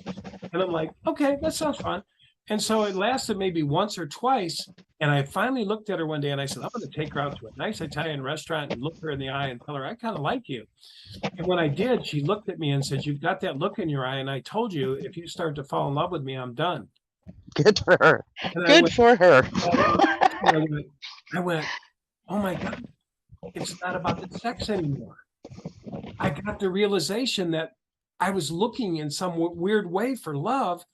And I went, how could she just come over to my house, put her clothes? Yeah, she was not an escort, just kind of Dan's girlfriend, but it's just for the sake of taking care of each other's needs. And Dan wanted a relationship. You wanted intimacy, and she said she wasn't okay with it. So when it started to look like it was getting there, she knew how far she was willing to participate. Yeah. And then I realized you, of course, wanted more. Yes. And you wanted intimacy. you know? Yes. And she wasn't And, willing. and that was the thing, Linda.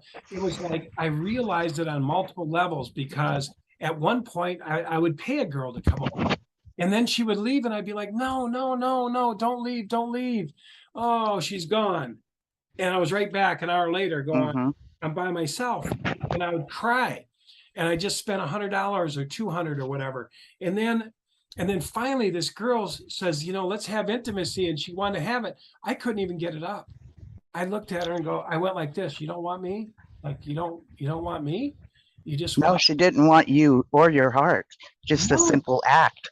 So simply for release. and guess what? Isn't that strange? A Yes. woman using a man for that. She did, yeah. And you know what happened? I went like this. That was the end of sexual desire. That Yeah, was- didn't it just make you feel used and abused? Yes, and it was dirty. And then I had Yes. a lady who told me that. She said, well, Dan, I felt that way my whole life. I said, what do you Mhm. mean? She says, everywhere I went, men looked at me like a piece of meat and all they wanted to do was fuck. And I was like, wow. And she goes, it was horrible. And she had ended up having some swinging relationship. And it was horrible. She said a man would fly into town, have sex with her and fly out. And she said it was the most horrible thing. But she said in the beginning, it looked good. This wonderful man, rich man, wanted to be with her. And and this younger girl wanted to be with her husband, and they went into this swinging relationship, and that's how it ended up. She felt like a piece of meat, and so here I was going, I don't want sex. I want to hold some woman's hand. I want to be in a relationship. I want to be in a relationship. I want to. I love this. I want to hold some woman's hand. How Yeah. endearing. I want to look at the sun. How I want to sensitive talk all night and to someone. endearing. Yeah, I want to talk to a woman all night. I want to know, do we really love each other? Do you really love me just because you love me? And I was done. I didn't need to go, masturbate somewhere. I didn't need to go do. It ended. But that was a course. Now, how can I say that in the 12-step? Right. I went in and I just lived it out. I just said, screw it. I lived it And out. so does oats. Yeah. Mhm. And I know? started meeting. Which is not uncommon when we're in a very high demand, high control religion or group, for us to realize, like later in life, there's some oats we haven't sowed yet. Yeah, and that's why they're doing it when they're 60. And that's why they're having, and here's the other thing. We'd go to customers' house and he'd say, oh, my son's off at school. And I said, oh, that's really cool. I said, how's he doing? And, oh, he's sowing his oats. What the hell does that mean? And they said, he's getting laid. He's out there getting laid. He's sowing his oats. And I'd be like, you're the dad saying your son's sowing. And you're okay with this? Yeah, That was never. I had a hell of a time when I was in school too. He pulled out the belt with all the notches on it, and I'm like, "Shit, man! These people talk about this like it's normal." But what's funny is Isn't that amazing? Like it's normal. That's it. Wow. Like they're in reality. They're in Yeah. reality. like the parents who said, hey son, you're going to go to college now, and you're going to sow your oats, and it's just what you're going to do. But see, then they don't have hangups. That's Yes. what the part is. And because of the suppression and oppression and making you feel like you're dirty because you even think of such things, I don't know. I think it causes really, really bad problems, emotional, mental problems. I agree. Listen, I agree. It makes you take a lot longer to get to the end of that addiction, if you will, or unnatural. I don't know. It just seems like whatever it is, it takes a lot longer when you have to go through the road of guilt and shame and pummel your body and feel like you're Oh, yeah. a piece of crap. And Can I don't think God wants that for us. Can I interject Yes, something here? please. I don't think so either, Angela. Yeah. Go ahead, Jen. Same thing. I just wanted to touch back on the children because like you guys were saying earlier, when Stephen Lett said, what he said about the baby and God, you could actually consider it an enemy of God, a little enemy of God. And I got to thinking about that the witnesses, because they're so into governing body and every word they say and all this, that you might look at your baby one time and say, there's that evil. I can see that rebellion. And I got to tell you, the lady we had on our show last week, a couple weeks ago, that was a Worldwide Church of God. Mhm. She was talking about all the ass beating she got in there. And I thought, well, I got my ass beat in there. And it was because use the rod, the mental inculcating, raise him in the mental regulating of Jehovah. Never let him, he'll never drift away. Well, the lady told me to read something in the Worldwide, and I about shit, because it was like, that little baby is going to become more active and more independent as he grows up, and more movement and more activity. And you don't want to raise some free range baby. That's what they call them, free range. Free range. Interesting. Free range, like chickens. It's like, you're not raising a free range baby, are you? And of course not. Well, we'll knock hell out of him, because, and so he never turns away from that faith. And I thought to myself, where's the free will? Where's God saying we come to him because he loved us first, not because we had the shit kicked out? But she said her ass, she was beaten beyond recognition. I was beaten and kicked and stomped and kicked down. I was too. Around by fist, and all of this because you don't ever want him to turn away from Jehovah. I thought this was a loving God, not a narcissistic God. Yeah, and crazy God. They're afraid that, that the child's going to become self-willed and rebellious and strong-willed. I remember my mother was big into strong-willed children. You know what I mean? You gotta make sure they don't get spoiled or strong-willed. So you gotta control them. So somehow, break them. That's it, break them. So I think that's why they had books on how to do that, so that you don't get close. You don't get close to your child because you gotta break them. You gotta. I don't know. It didn't cause proper relationships with mother and daughter and father and child, and it just is like you felt like you were good for nothing slaves, like the Jehovah's Witnesses believe about everybody, and you feel like that you're a child absolutely to be seen and not heard. I feel like even the women were to be seen and not heard. You're to be submissive and quiet, and as if nothing, like you're just a good for nothing, not good enough. And that is not what God wants his children to be raised like. I don't see my heavenly Father and my loving Lord Jesus to be teaching me that way. What I saw him do was love the little children, forbid them not, let the children come unto me. Don't stop them, guys. Let them over here. Let them on my lap. Love it on them. But we were taught differently, and I don't know. It's not right. I know that our Father is a loving God, and if he causes my heart to just, when I see a child in a restaurant or on a trip or something, I'm like, oh, look at that. Yeah.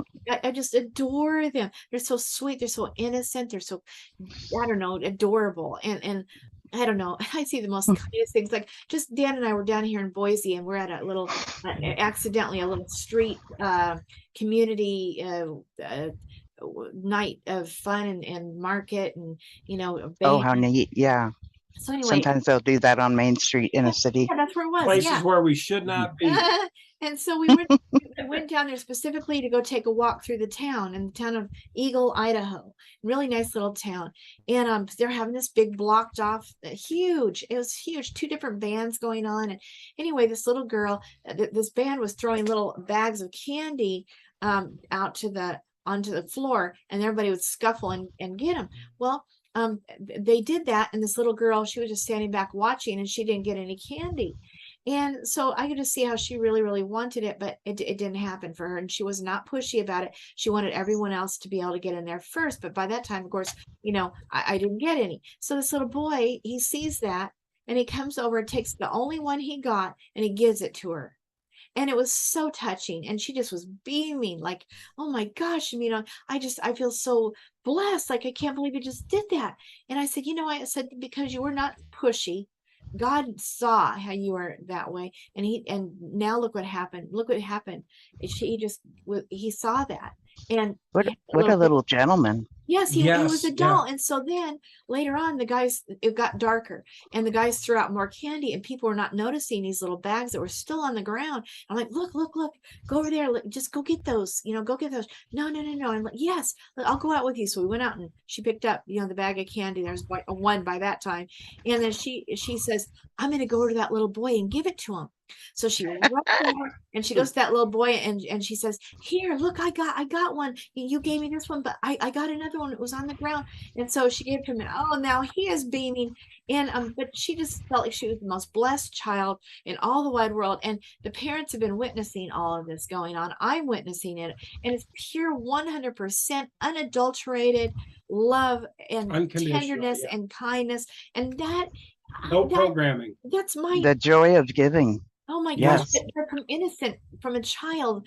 She didn't want anything. He didn't want anything. No expectations. It was pure. It was unadulterated kindness.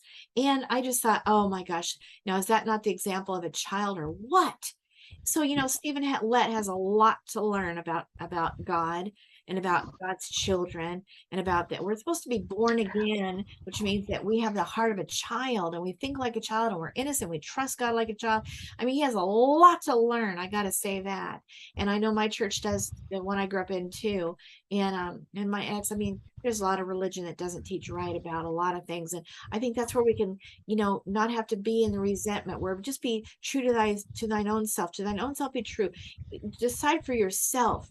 Decide from the God in your heart. Decide from what you read, what's right and what's wrong, not what men are telling you to do, because, it's not always right what men tell us to do. I mean, these guys that pretend to be, better than us, these certain pastors, I'm not saying all of them, but a good bit of them they're not any better than us, and they're not any less sinful than any of us. We kid ourselves when we try to believe that they're better than us when they're really not. They have the same kind of problems, same kind of weaknesses, and they would admit it if you just pushed them hard enough. So why do we put them up on such pedestals? I don't think we should. So anyway, I think we should, Because of the positions that they hold of authority and power. But you know what? We too have positions of authority and power over our own thoughts and desires and wants and discipline, and intuition, and it's okay for us to use it. yes.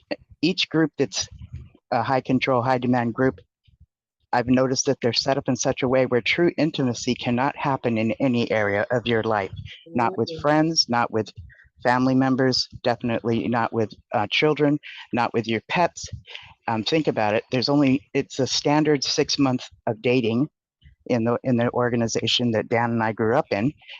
Just get it over with and then marry. And then for you Dan, to hear your uncle or whoever this was tell you all this stuff, they all have the same moving parts. How dehumanizing is that? That's bad. And he was high And up. Kids were all Bethelites. Jeez, I mean, and he was an example. He was an example and taught you how to look at women. yes, that's right. I mean, and I didn't know any better. That's why I said, Of course, this whole he thing was. And if your wife ever got any, wind of that, and I'm not accusing, but if she did, and she obviously didn't feel unloved. I mean, obviously the communication wasn't happening. So yeah, the anger was there, Yes, Linda, you're exactly right. You're exactly right. That's how I was taught, and I believed him. And I said, of course, just go back and quit being so picky and, get it over with. You get in the sack, get yourself in control. A good disciple is raised to be a good narcissist, and you were definitely on your way. Yeah, for sure. Yes. And to think that this starts at an early age from domineering, controlling adult role models. Interesting. Yes. Because that's our parents, that's our church leaders. It doesn't matter which kind of leader it wasn't in those churches, they were all above you. And so we had an awful lot of people to please, didn't we? Yeah, and you know what else, Linda? You made a good point about you were on your way to be a good narcissist. Yeah. Because that's what all the accolades, that's what the microphones were. You're holding the mics, you're reading the Watchtower, you're a ministerial servant. It's the same in a lot of the men's groups like Masons. It's the same thing. They call you eminent commander, prince adept. I mean, these levels go up, and your head just goes. Yes, titles are important, and they do that. Titles are very important to do that to us. But you know what that does, you guys? It causes separation. And so I've been precisely learning that the ego is separation. It's meant to make you feel better than everybody else somehow, whether it's a group that you're in, whether it's a family, elite family you're in, or I don't know, some church group, you know, we're the Jehovah's Witnesses, we're the worldwiders, you know, we keep the Sabbath, you know, just the specialness, you know, that's always a sign of a cult, is the specialness, you know, we're special, different than everybody else, but it's pure 100% ego, because ego is what separation is, and any kind of separation of any kind is just pure ego. Even between husband and wife, you know, God made men and women are equal in the kingdom, they're equal, and so they're to become one, and so there's no superior. So with this whole thing about religious groups, I think we have to get over that. You guys were trying to do the separation thing, and God doesn't want that. He wants oneness. We're supposed to be trying to become, you know, one with Jesus. Said that I pray that you would come in a union with us. And so it's not separation, it's union.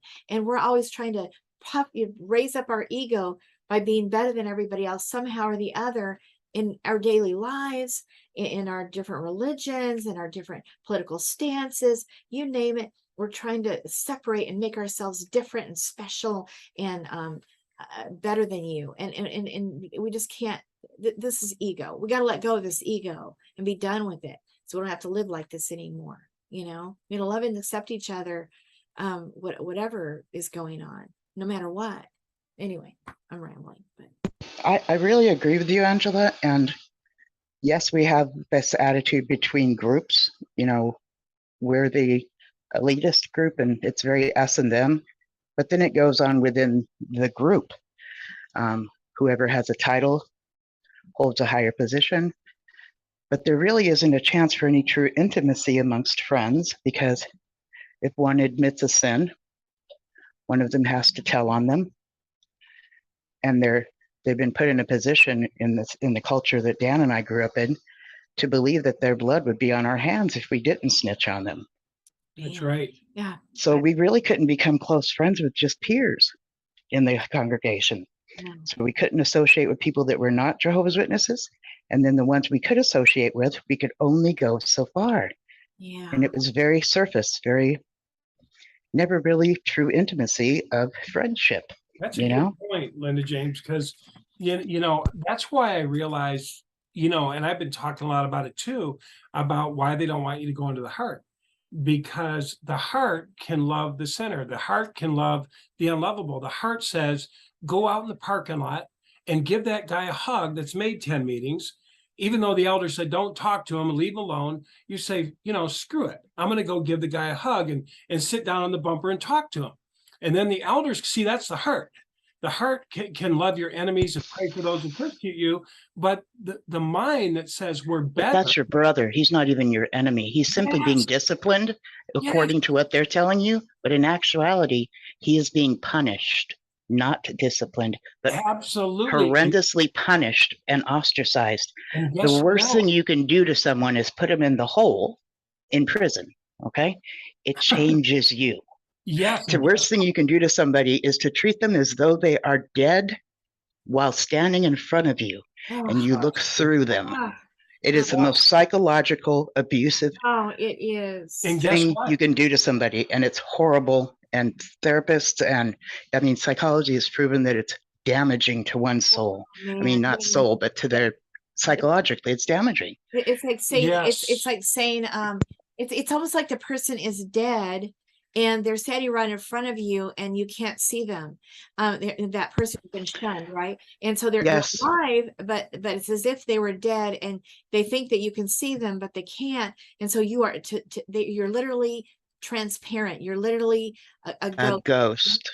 Yes, you're not real anymore, because they don't see you. They can't see you. They won't even look at you. That's how evil it is.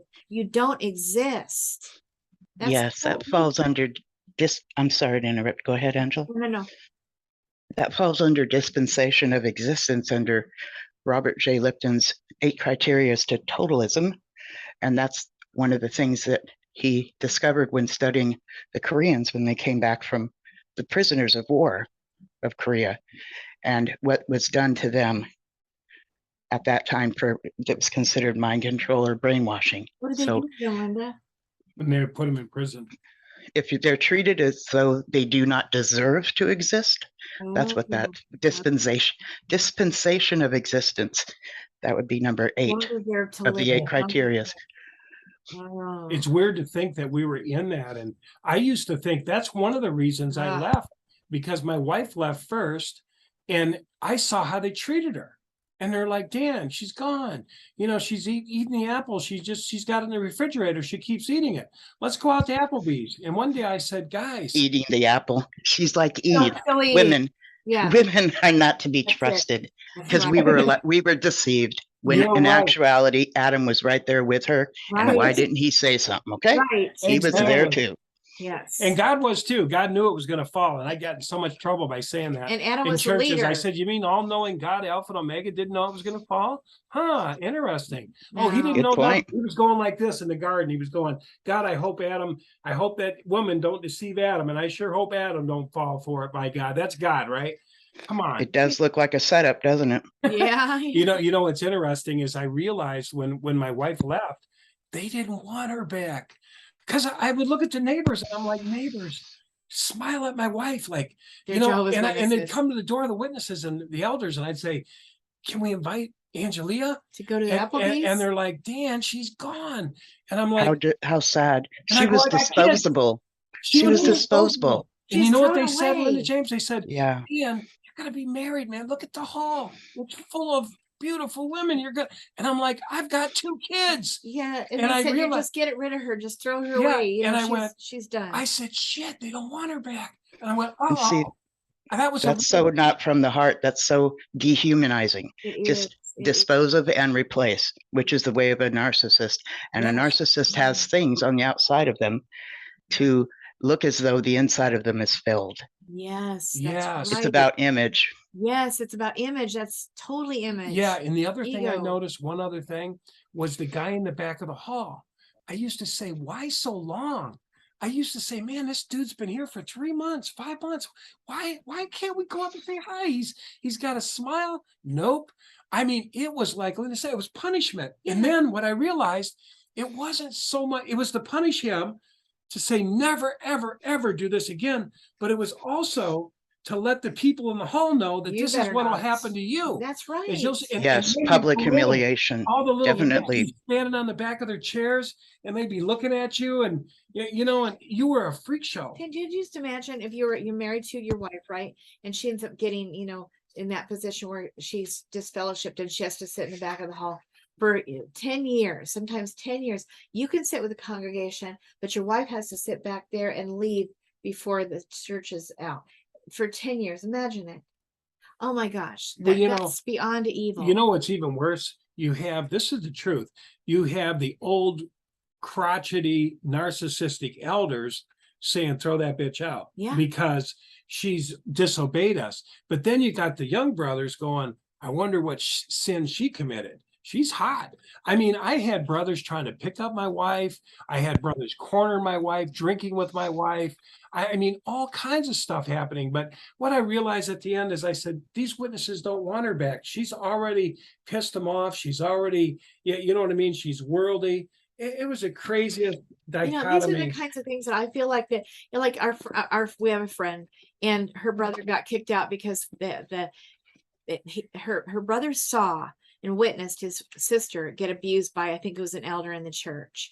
And so he wanted to tell the elders about it. And he was told by his father, absolutely not. You're not telling anyone anything. You were to shut your mouth. Well, then he went and did it anyway. And then his father says, well, I told him not to say anything. And so the elders said, kick him out.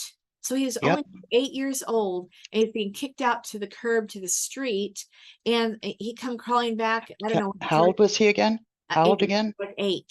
And so 8 years old. Yes. Kick him to the curb. Yes, kick him to the curb. And so he'd come to the door when it got cold. Mom, let me in. I'm cold. I'm hungry. No, you disobeyed Jehovah. And whatever, just because he wanted to defend his sister. Now, this is What an honorable young man. Yes, and he ended up being homeless for a long, long time, and I think finally in his 20s he finally committed suicide. And Is I can't even imagine what he went through. I can't even he, imagine. he committed suicide? Is that what Yeah. you're saying? Yeah, he did. He did. He managed to survive for a pretty long time. I think about, I don't know, more than 10 years, more than. But what a life. Was this the What a new one life. we just heard about? The new suicide that just No, happened? no. Just No, another one it's- just happened, no, another no. guy. This is a really This is tragic, and it's actually against the law it for is anyone to absolutely. throw out a child. And that's why the elders usually direct and suggest to wait till they're 18, Yeah. because that the parents could actually be held accountable for abuse. Absolutely child abuse, absolutely child neglect. So they absolutely Neglect, yes. absolutely be in trouble for neglect.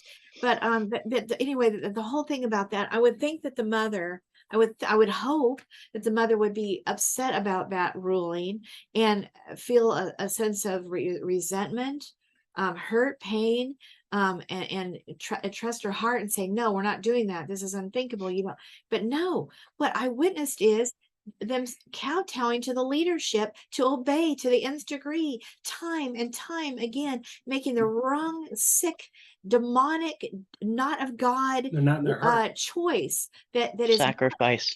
it's not in their heart. Their hearts have become hardened. Remember the Bible said the love of many would wax cold. You know, parents turning against children, children against parents, all this stuff about, we're seeing this in the Jehovah's Witnesses, in my worldwide Church of God, people cold-hearted, without hearts, without natural affection, it says in the Bible. And so we're witnessing it. Wouldn't you know? Wouldn't you know? It's amazing. It's really unfathomable. It is. It is. And it happens. Great truth, right? Well, what It's do you not think? love. It's you not love. guys? It's not God. God is love. Yeah, we need to stop. But Linda, thank you for being on with us. Yes. We really Thank you. We're sorry we didn't engage you earlier. We didn't. We thought you'd But chime in. possibly, where can people find you? Being this is going on my YouTube channel, Life After Religion, so they can watch your show. I do have a YouTube channel called Apostate Linda James, and I'm also on Instagram, and I get to do a show on Saturday nights called Healing After the Watchtower, and I get to bring up a subject usually and talk about it for a while and maybe teach on it, and then I open up for conversation, and it can be about that subject or it can be about anything else, and it's intended to be very casual, and so that we have a place to go to where someone from the same culture that we were once a part of can hear the story and get it and say, I understand. Yeah, me too. That happened to me too. You know, so most people like yourself, Dan, thought you were the only one, and you were not, you know. So I'm Healing After the Watchtower opens things up to where people get to know that they're not the only one, and it's a normal thing, and the healing is it takes time, and this whole thing is about mercy and not sacrifice. We were sacrificed when once we were not useful to the organization, we were disposed of. Yes. And that's not of God. My mother was thrown away. My dad was thrown away. My brother right now is thrown away. Nobody goes and visits him. He's no longer publishing magazines, so he's of no use to Watchtower. He's just junk. Does he have a house? Does he have anything he can give us back? I mean, he's done for. Your mom too. Nobody went and visited her. No, nobody. She was crying when she died, saying, Jehovah's going to kill me. Jehovah's going to kill me. And she was just scared to death. Such torture for her. Such mental torture. To think his brother and his mother, once they got into those nursing homes, they're not visited by the church. They're visited by other people, the neighbors and stuff, but not by church people. So that's despicable. But you know, God is love, and I think that we have to watch for the fruit. And if we see the fruit, which is love and joy and peace and patience, long suffering, tenderness, kindness, all these things, we see this, that's of God. But if we see our church leadership acting like, you know, hard, cold, you know, cruel, not tender-hearted, not long suffering, not patient, not kind, that run like hell. That's all I got to say. Yes, because shunning is not Jehovah's loving provision. No. And about that mother in Nicaragua, the 25-year-old who did this horrendous crime, it could be associated with what Let said, but I also want to add in a couple of other things that are also something to consider, and that's postpartum depression, which is very Yes, different than ordinary depression. And yes. when I've read accounts of someone having postpartum depression, they have visions of throwing the baby up against the wall. That is so outlandish, and it's so not a normal or an ordinary clinical depression kind of thing. So it's very, very real, and it has not been proven to be a statistic, but what I've been reading and what I've been reading in articles and stuff is it tends to be those that have cesareans tend to be more prone to having postpartum depression, and she did have a cesarean. Yes, and she did, and I did too. I had my very first baby with C-section, emergency C-section, and they thought that they didn't even know if he was going to come out any kind of alive or normal, because if they couldn't get a heartbeat, they couldn't get anything. They thought, if anything, we're hurrying, but he'll at least have brain damage. That was the thought, but no, he was born completely fine and everything was good. But the afterwards of that was just horrendous for my body, and the hormones were so jacked up, the trauma of the whole thing, because they gave an epidural wrong, and that's kind of what started the whole thing. And my body went into like shock, and they're trying to do all these things to try to keep me alive. And so I was, it was such a shocking thing to go through, a traumatic experience for both of us. So it ended up my baby crying a lot because he's insecure. He's had a traumatic birth. We both almost died actually. And so it did cause severe postpartum blues for me. I literally had it for a year, one whole year. Wow. And it was really difficult. And I think you're right. People don't understand it. I didn't get any kind of medicine or help for it in any way. Just And you might not have even realized that was going on until you learned about it later. No, I actually did. I knew that you got postpartum blues, and you're right. I didn't learn that from C-section, and you have it sometimes. I did research that sometimes people have it longer than others, like some people as much as 6 months, but I'm telling you, mine went on for a year. And then I finally got back to normal, but that's how bad it jacked me up, my hormones and everything from what they did to me, because the epidural was done wrong. So they put the serum in my bone marrow, so it paralyzed me, and then it made my whole system shut down. So they were trying to just keep me alive. So it somehow just jacked me. It got me. It's kind of like a traumatic brain injury, or a traumatic accident where you're jolted really bad, and your body just so out of whack from all of it that you're just trying to recover. And absolutely, that is very traumatic. I did think about that woman having that, but see, Stephen Ladd, having said that, to vulnerable women who are, already don't have natural affection because of the way that church raises people, and, not proper bonding and all that kind of thing. And then you put on top of that postpartum blues, and then you tell them that your children are an enemy of Jehovah, and so they're demons. Then if they're not friends or enemies, which means that they might as well be demons. So here this woman, she's compromised, but she's giving some very bad advice that's not even true anyway, and not something you would say to a very unstable group there, because they say that the Jehovah's Witnesses are the ones that have the most mental illness of all religions. They're the ones who have schizophrenia, the most and I wanted to say schizophrenia does come on at the age of 25. That's the common age, early 20s. Okay, so that's also something that could have, and what brings it on is stress. Yes. So, and then once somebody is diagnosed as paranoid schizophrenic, I'm not saying it right, I'm sorry, but they're instructed to live their life and not get into stressful situations, because it could cause another episode. So I can only imagine your mom, Dan, knowing, everything equals that she hasn't been active. Jehovah's going to kill her. All of these things equal. Oh, yeah. And, these things. And so there's that, the postpartum and the possibility of schizophrenia. And the person that answered for her, as far as her well-being, was a representative of the branch. I don't even think he's ever met her. That's my opinion, but I could be wrong. Okay. Yeah, but you're right. They're doing all this damage. They don't even know, maybe. I don't know. It's so weird that they can get away with what they're saying, like Stephen Lett.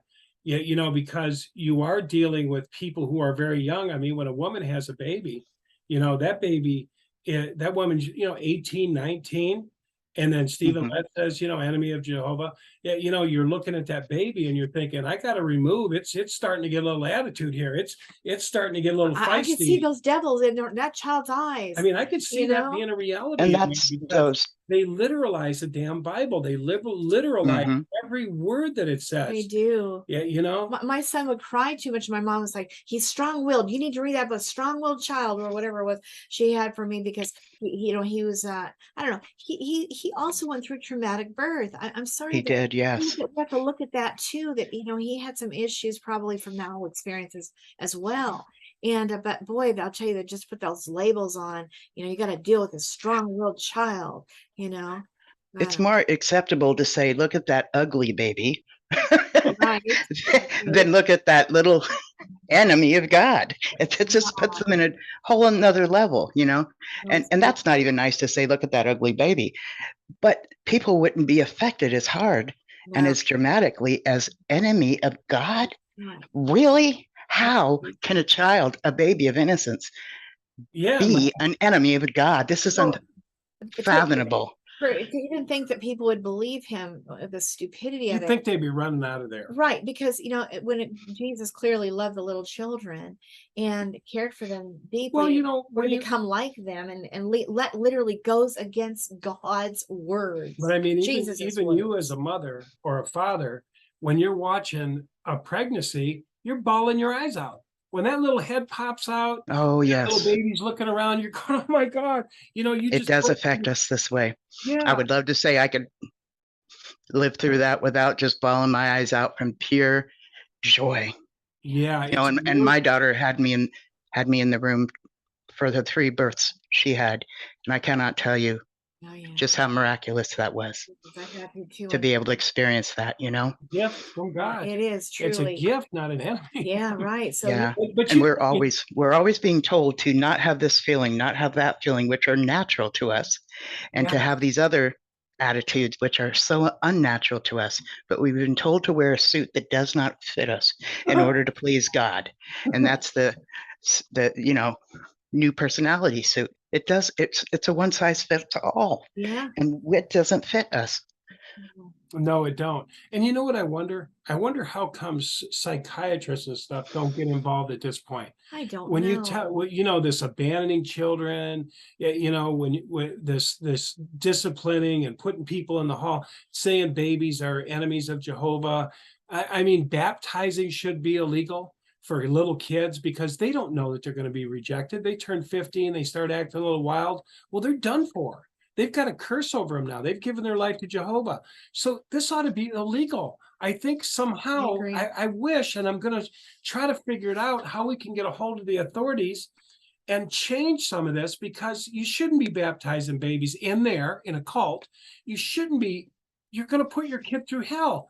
But see, Dan, you're coming from a place where they've made a verbal contract. I've gotten baptized at a Baptist church in Southern California, and then I stopped going there after a while. They have not come to search me out. I have not been held responsible as though there was a contract. Right. This is what the organization does. Right. And so there's deception used to get people to baptize themselves, and the parents are scared crapless that their children will not survive Armageddon, so they encourage their children to get baptized at a very young age. You know what's weird, Linda? They also teach that, And it's a contract. That's the whole thing. And I'm sorry, but there's also kicking people out of groups and disfellowshipping from other churches too. But what comes with it is not as drastic as what we have in the organization. The ostracism, they're mentally diseased. They've gone and joined the devil. It's not all of that. No. With it, we can just go to another church and life's not going to end, it's just not going to end. But it's really weird to me is that whole thing about what you're just saying there. The thing is that the children are under the parents' covering. And so it says that in the Bible, and you guys actually even we talked about it earlier tonight. Yes. They're under the parents' covering. If they're a baptized member, then they're under that covering, that protection. And so why do they need to be baptized? I think that's a conundrum. It's changing. Things are changing. Yeah, I guess they are, because in my church we believe that. In Christian churches we believe that the children are under the covering of the parents. So why It worry might be, about it it? might be a way to bring up the numbers if they baptize them early. I'm just throwing things out, but it might be a way to say, if you can talk your little kid into getting baptized, and giving his life to Jehovah, you can inflate the numbers. You can also kick them It out if is you don't do everything right. right. So it is a form of deception. And later on, when the child is being held accountable, they're told, you know what you signed up for. Yeah. So they're talked to as though they realize realize what was going on, and it wasn't presented to them as that Yeah. as they were studying. Yeah. I'm praying they could change some of these laws, but Angela, It's actually illegal to hold a child to any contract. Yeah, that's interesting, wow, Linda. that's a good point. God, we gotta Mm. somehow. I can't send my 11-year-old granddaughter to sign for a car and drive off the lot, Oh, yeah, you're right. And then when she doesn't make the payment, the car company calls her and says, you know what you signed up for. I mean, do you hear how ridiculous this is? Ridiculous. That's a good point. And not just that, but who do they make the contract with? It's supposed to be God, but Correct. instead it's really not. In this case, it's the elders, it's the organization that you make Correct. a contract with, which is even worse. Anyway, Correct. awesome. Somebody will be asked in a judicial meeting, do you believe that Jehovah is using this organization? And if you do not, you will be dismissed as fellowship. That's one of the conditions, the criterias. They're not asking you if you still believe in Jehovah as being your God. Do you still believe God is using this organization? That is mandatory. Yeah. That'll get you disfellowshipped right there. Wow. Yeah. Jeez. Well, we love you, Linda. Thank you so much for doing this with us tonight. And I appreciate your hanging in with us as we are learning this program. It was funny because we got the new code, got it to, and everything was just perfectly fine. So I think maybe it's because we got on and we got off and then back on. I think there's something to do with, you can't do that. Once you get on, you got to stay on. And if you do anything, it messes it up. So I think that we're learning, we're going to get it down. So okay, all right. Good. And I'm with you in it. Thank you so much, Linda. Yeah, Linda, any chance you'd be willing to test it out with us just at a different time, just to make sure we got this down? Do you mind? Absolutely. That sounds like a really good idea. God. Practice and rehearsal. I love it. Yeah, if you start an hour after you tell everybody, everybody goes bye-bye. Well, here's the thing. We tested it out and we did the time before. We tested it out, but then we somehow messed it up. And I finally decided it's because if you get out of the meeting in any way, shape, or form, then it looks like you've got a second meeting going on and then no one could get on. So I'm figuring it out, but it's the Okay. not so sad. Anyway, oh God, well, thank you. I had a good time, and thank you for bringing all of this up that we talked about, because I had to know what sabotages my relationships. So thank you. Oh, I Yeah, hope you good, learned good. something. Well, you did good. We appreciate all your comments always. And like we said, Pasta Babe's got a great show. The number is 727-731-6701. That's 727-731-6701. And what time are you on? Thank you for that, Dan. It's on Saturday nights, so it's around 9 p.m. Pacific time, around midnight Eastern time, and it's through Rick Farron's platform called 6 Screens of the Watchtower. But in order to watch it, say on YouTube, you would look for Rick Farron's YouTube channel, which is simply under Rick Farron. So he records these shows, and they are there to look at live while the shows are on, and you can catch them later as well. And like Linda said, they're light. You can bring yourself in as you are. There's people that'll validate you, hear you. You'll hear stories like yours, and it's healing. It's healing after the Watchtower. So listen to Pasta Babe. She's good and she's light, and you'll enjoy her. She's refreshing. And just dial that number. It doesn't cost anything. It's free. And you don't need a therapist. I'm not saying you don't need a therapist. Yes, we all need therapists. Need a therapist. I'm a retired hairdresser, so that makes me a pseudo therapist, which means a false one. That's right. But yeah, we do need therapy, but this is a fun thing too. Yeah. It's good to add with therapy, or good to add. Yeah. Yes. I meant to talk about what are the signs that you're in unconscious resentment, but we're going to do that for another time.